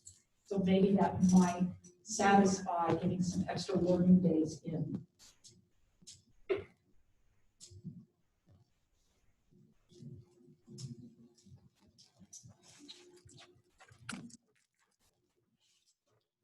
Any other comments? We had a call to test, so I just want to check before we test.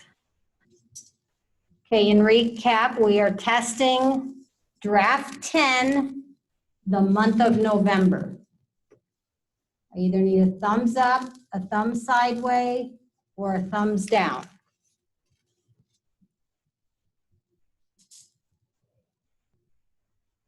Okay, thank you.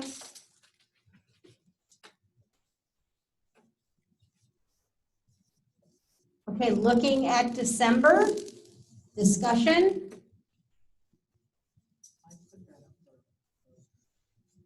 Peggy's called to test it, so is there any discussion before we do that?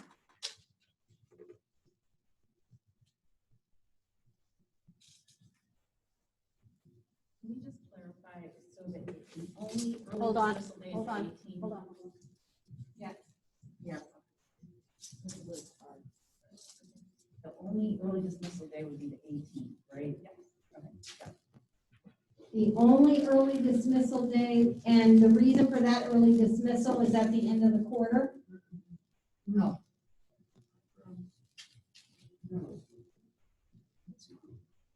So normally, a lot of times before we go on a holiday break, there is a lot of teacher room prep that we have to do.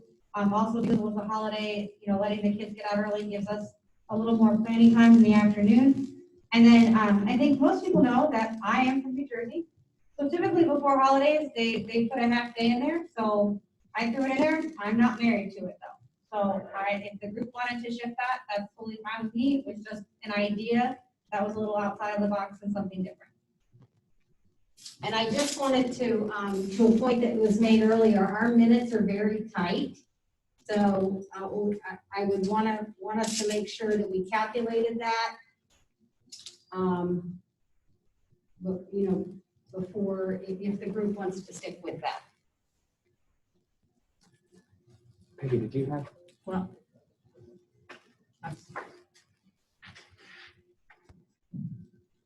I was just going to say that also that's been part of the history, because usually there's testing going on. Usually that's when our quarter ends.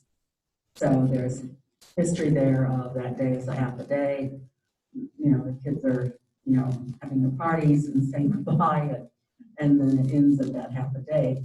And that's because we're ending the quarter usually then. Yeah. So that's where that history comes from, of that being a half a day. Other discussion on December?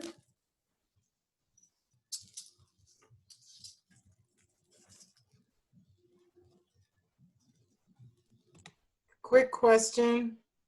So with the quarter ending on January 4th, then basically December is the end of instruction. No, her draft has the end of the quarter being January 29th. Semester. Okay, what is, maybe I'm looking at the wrong one. It says January 4th hurricane makeup end of quarter. She's got some typos on there, but that calendar has that January Or 29. 29th is the end of the quarter. Okay, because it says early release date, but that's the end of the quarter. No, she's just has early release on the 18th because it's the day before the winter break.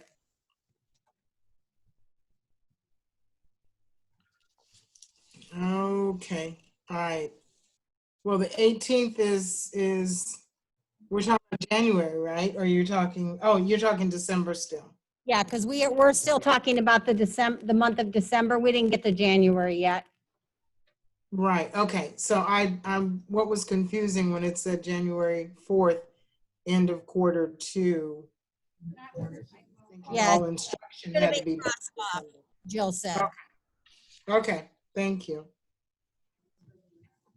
Okay. I hate giving up free time. I would like to propose that we go and make the 18th a full school day for students. How do we do that? I mean, I can't do. No, you just call the test December with testing. Okay, so I would like to test December with making the 18th a full day for students. Okay, the call of the test is for draft 10, Month of December, with a change that the 18th would be a full day for students.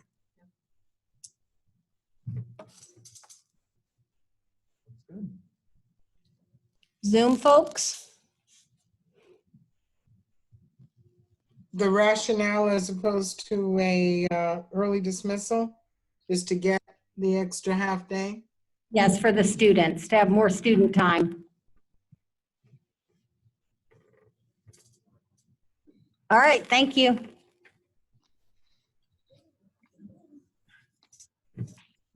Okay, on to January.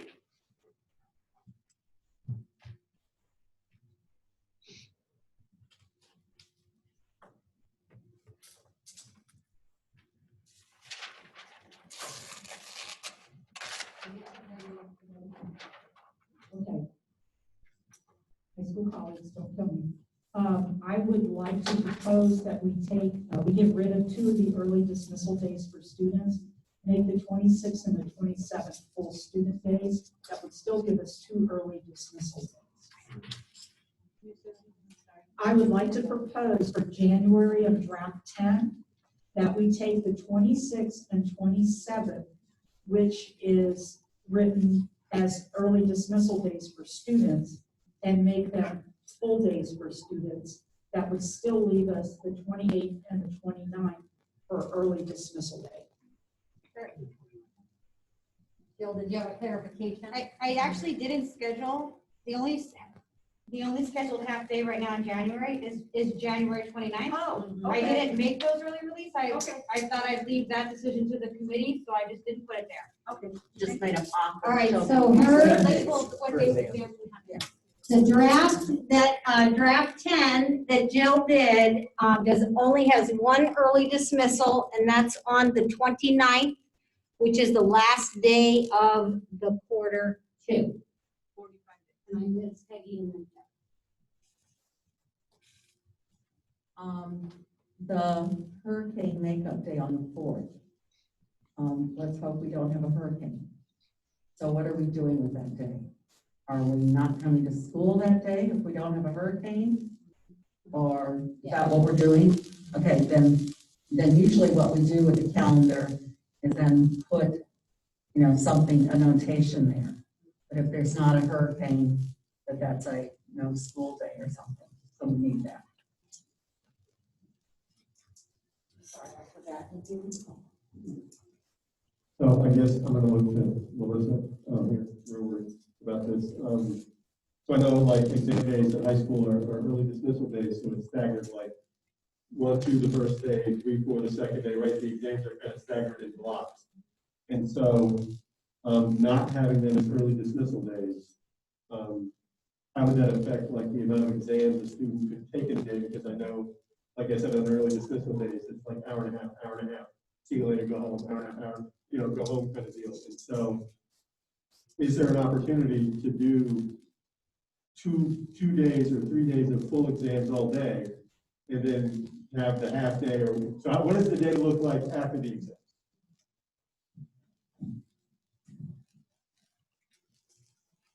So I honestly would not suggest packing in additional exams on the exam days, just because that would, especially for both sides of the spectrum, the very low student and the very high student, that would impact students negatively, I believe. But what we could do is, when you think about having those early dismissal days, then prior to the early dismissal days, you have review days that happen prior to that could actually be full instruction days, as far as, and you could use the remainder of that time, even if you did a shorter period, it would still give them a review for the next exam. So I think that we could use the time. And I personally like the idea of, I hate to take the time away from the early dismissal, but I like the idea of using that time rather than, taking away Thanksgiving or Christmas.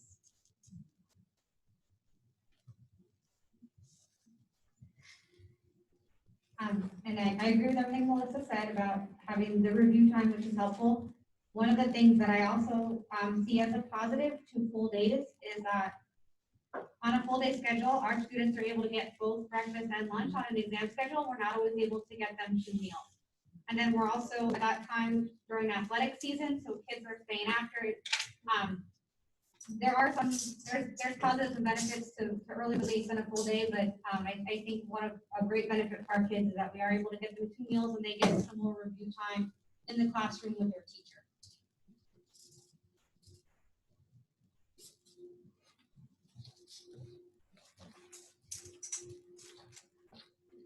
So just to recap, January as is, because she only had 1 early dismissal day to begin with. Does everybody share that same understanding? And they would have exams.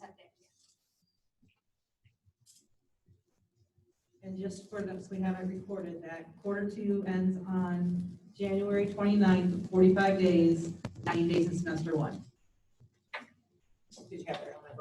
Thank you. I can't remember, did we have a call to test? Okay. Okay, Zoom folks, Herb, did you have a question? Yep. Yeah, just to be clear, where it says on January 4th, end of Q2, that's deleted, correct? That's correct. That's a typo. Okay, I'm ready. Ms. Giddens? And what was the conclusion on the 4th as far as being a hurricane day? Is that a day off? If there's no hurricane, then that would be a day off. And we would come back on the 5th. Okay, call the test January.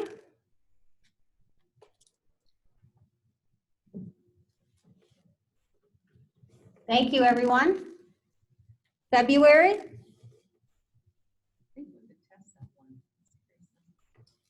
Okay, I got a call to test February with no changes unless there's any discussion.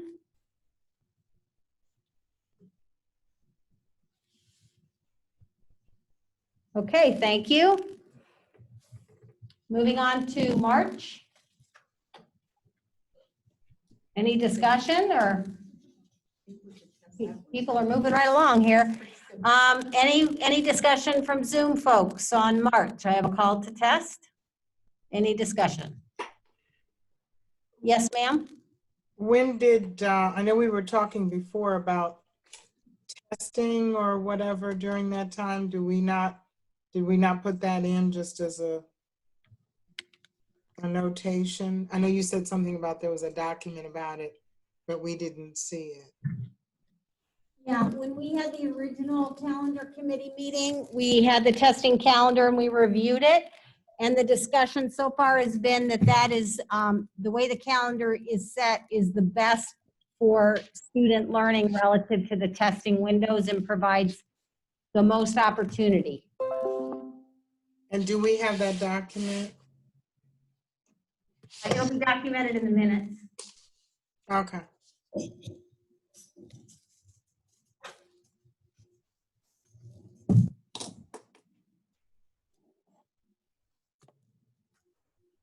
Other comments or questions on March? All right, let's go ahead and test March. All right, thank you.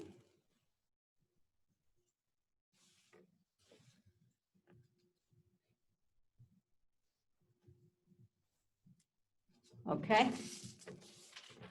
April, discussion on April. I just want to point out that April 16th is the last day of quarter 3, and that would be an early release day. April 16th. On this calendar draft 10, April 16th is the last day of the quarter and recommended early dismissal. That's 47 days for Q3. And that would give us 47 days in quarter 3.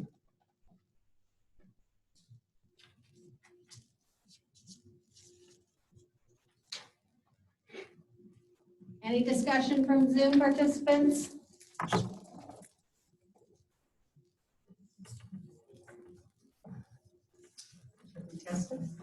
Okay, there's a call to test. Calendar 10. All right, thank you. I think we could test May. That's pretty simple also. Okay, as a call to test May, any discussion?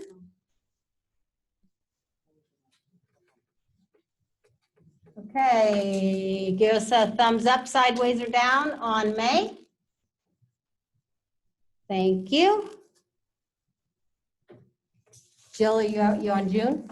Yeah, I just want to make some notations on June. All right. Since we approved May. So we noticed that I had a mistake. So a couple of things that I want to note before we vote on June. The last day for students would be June 17th. The professional duty day for instructional would be June 18th. Semester exams would be June 14th, 15th, 16th, and 17th. I left those open to the committee to discuss whether those would be whether the exam days and the last day for students would be early release days. So again, exams would be the 14th, 15th, 16th, and 17th. The 17th would be the last day for students. The 18th would be the last day for 196-day instructional, and that would be a professional duty day. So the 11th is. I was just gonna ask, what's the 11th then? What's It's the a 11th? regular day. There was a typo in the calendar. The 11th would be a regular day. Jill says there was a typo in her calendar. Do you want- It's okay. All right. We're together all the time. So I think as we look at like the early dismissal days here, I think it's a little more important to pay attention to the traditional nature of early release days at the end of the school year. Because like I said, we're packing up rooms, we're doing things, we're finalizing, we're checking off checklists and things like that. So I just think as we look at these, the last 3 or 4 days for students, maybe not all of them, the early dismissal days, but 2 of them, or, but I just think we need to really consider kind of a more traditional end where teachers have some in-contract time. It's not enough, you know, it's not enough anyway, but some amount of in-contract time to kind of close out the rooms.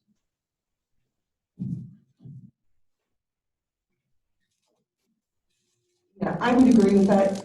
After that time, I mean, it's after testing, it's, you know, we're not going to, it's not going to make a huge difference in teacher learning, I mean, student learning for those 3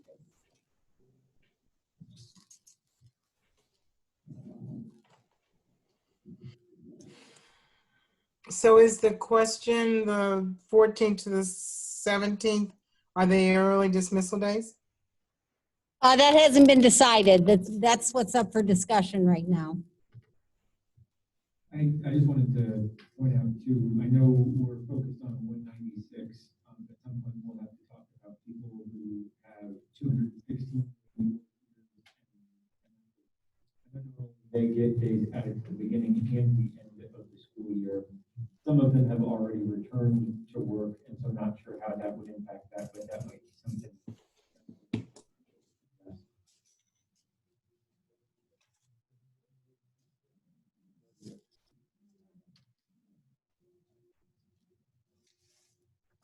I would like to recommend that we make the last 3 days of school for students, which would be June 15th, June 16th, and June 17th, early release days.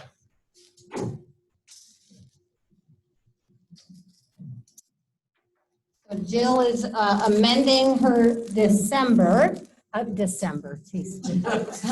is amending her June to have the last 3 student days be early dismissal. And the last day would be the 17th, and then the teacher's last day would be the 18th.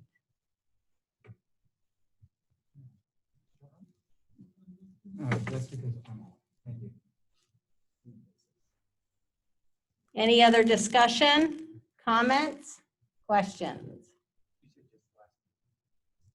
That's what. So then she's changing the end of quarter to the 17th, correct? Correct.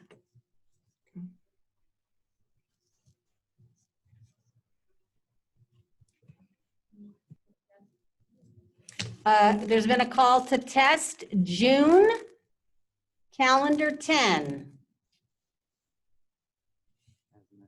As amended. All right, thank you, everybody.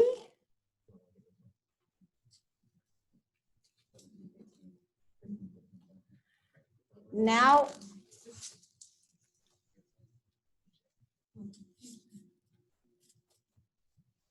Just so we can capture the number of days. Q4 ends on June 17th, 43 days. That makes 180 days total, 90 days, or 90 days in that semester, 180 days total. Thank you for that.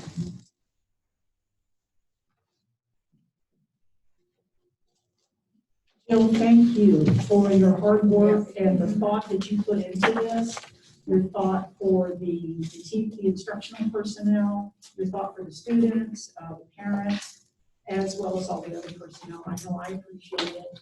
And this went far better than I ever anticipated. I concur. I want to thank everybody for their hard work. We do have a few housekeeping items before we go, so we're almost done. We're not done yet. I'm going to take a minute to thank Jill and the other people who developed the calendar's history and Stephen look at. I know as I was kind of coming into this position, Mark put me on the calendar committee and he's like, it's 85 days. You know what I mean? It's this laborious process. And so when I first started to come on the calendar committee, people started to show up with drafts. And I think, you know, no matter who makes the draft, the idea that we show up with drafts, you know, facilitates the process and makes it into what we scheduled to be a 4-hour meeting into a little over a 2-hour meeting with what I think is a really great product coming out of the end that'll serve our students, our families, and our staff for a situation none of us could have ever even considered ever happening. So again, thanks to everybody who did this, and thanks to everybody for the work in the room tonight, because without this work, this doesn't happen. And really, it's because we're all kind of in classrooms and enrolled in the district and near the front lines and know people on the front lines that these calendars and things, you know, are so effective and work so well. You know, it's not like the governor in Tallahassee just saying, oh, put them up. You know, he's not in the building, hasn't been in the building, and won't go in the building. So, you know, the closer the decision is to the actual people that have to implement, the better decisions that are made.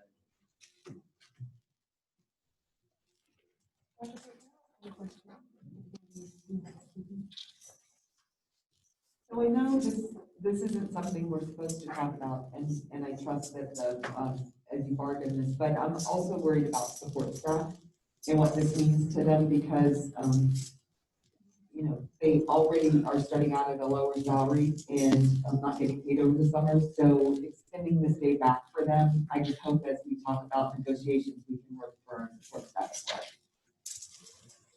Thank you, Melissa. Yeah, one of the things that we're gonna do is we're gonna try to convene bargaining as soon as we can. We have to have our executive team talk, and then we'll bring the team together, and then we will have, an executive session with the board. And those are all considerations that we're gonna be thinking about, as we move forward, because, it's a hard time on everyone. So the housekeeping items are, number one, just to make sure we're clear on what will happen next, is that we'll take all the information that you have. Maddie will develop a draft that will get sent out to all of you to review, to make sure that we all heard and agreed to the same thing. And also to make sure Maddie doesn't make any mistakes. Right, Maddie? And so and then I'll want your, timely feedback because Dr. Atkins, who just walked back in, he's going to need to make a presentation to the board. And Ms. Gittens, you'll be an important part of that process. Go ahead. The superintendent announced this afternoon that we will have a special session board meeting on Thursday, I believe, at 2:00. I'm not sure the time, but on Thursday, the 23rd, we're supposed to have a special meeting to discuss that, not to put pressure on you to get your answers back, but that's. No, I appreciate that, Ms. Gittens, and Maddie will have that done. We'll get that out tomorrow to the committee. And again, if you could very quickly peruse that and get it back to us, I would certainly appreciate that, to Ms. Gittens' point. Ms. Gittens, did you have any questions about any of the process or anything that you might need to know before the board meeting? No, and historically then when you present this to the board, they don't go through the kind of detail that you go through, correct? And I know some of the board members are going to want before that meeting to look at it and have their questions formulated, which kind of scrunches the time even more. But do they historically just look at it as a whole? And yeah, historically, we brief it first. Since we don't have that opportunity, my suggestion, we're going to do our best to get the draft out. Once you all say it's what we agreed to, I would give the board members sometime on Wednesday. That would give them at least, maybe not a whole 24 hours, but as close to it as we can get to have time to review that.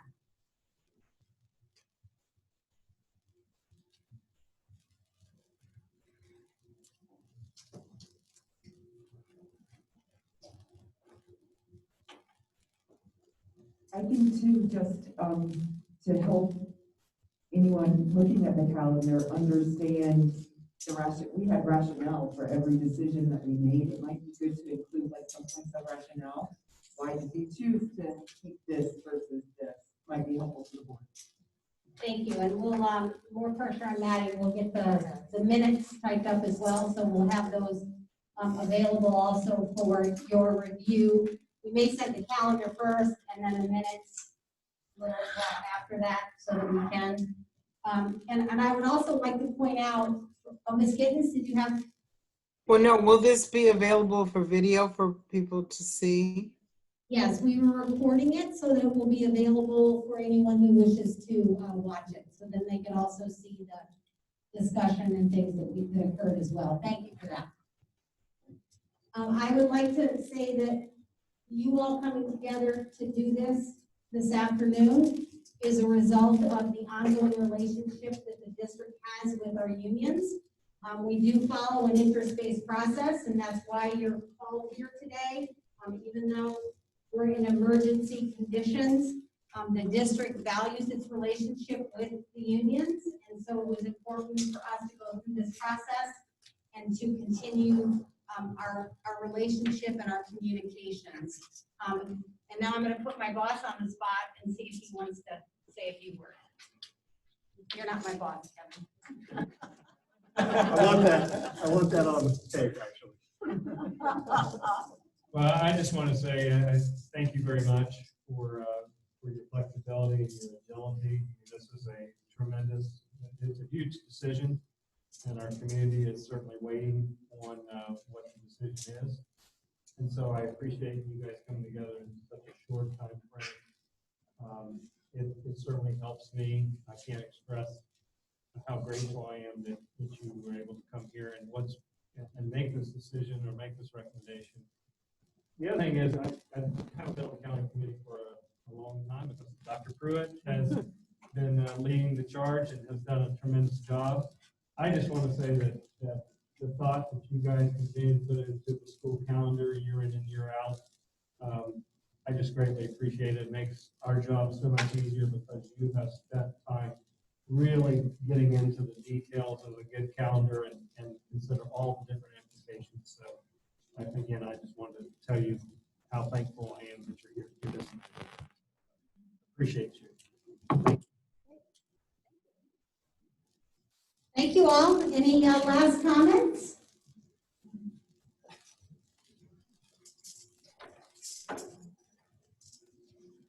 I just wanted to take the time again to thank everybody.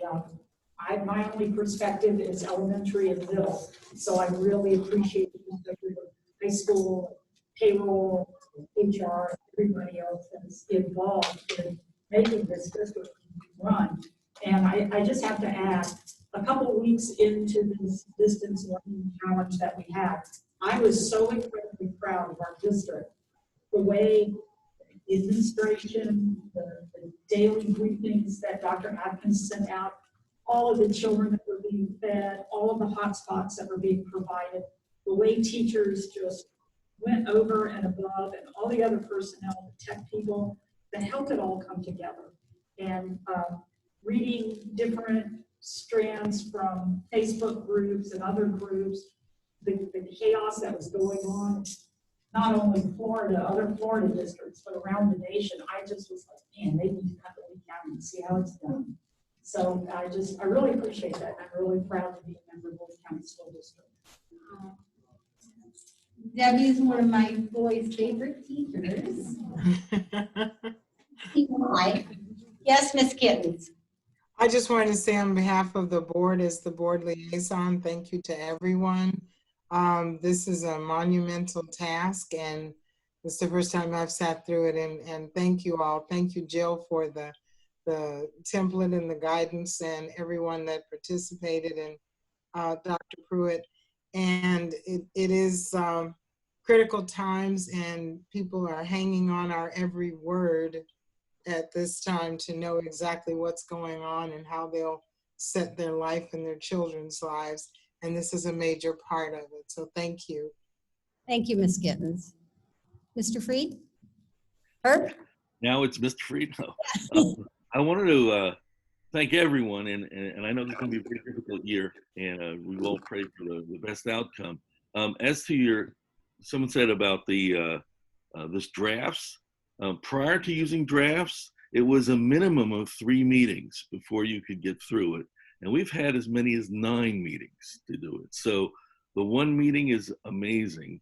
And I would imagine we're going to have a meeting like this in September for the next year. Is that right? Yes, we are. That's what I was going to say. Ms. Gittens is going to be ready to go because she's been through it once already. Well, thank you, everyone. All right. I really appreciate you all. And remember, this is, I don't care, this is a public meeting so you can share, but it's not final until the board approves it. So I just want to clarify that.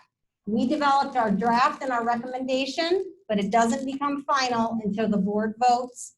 And that vote will take place on Thursday afternoon at 2 o'clock. All right, thank you all so very much.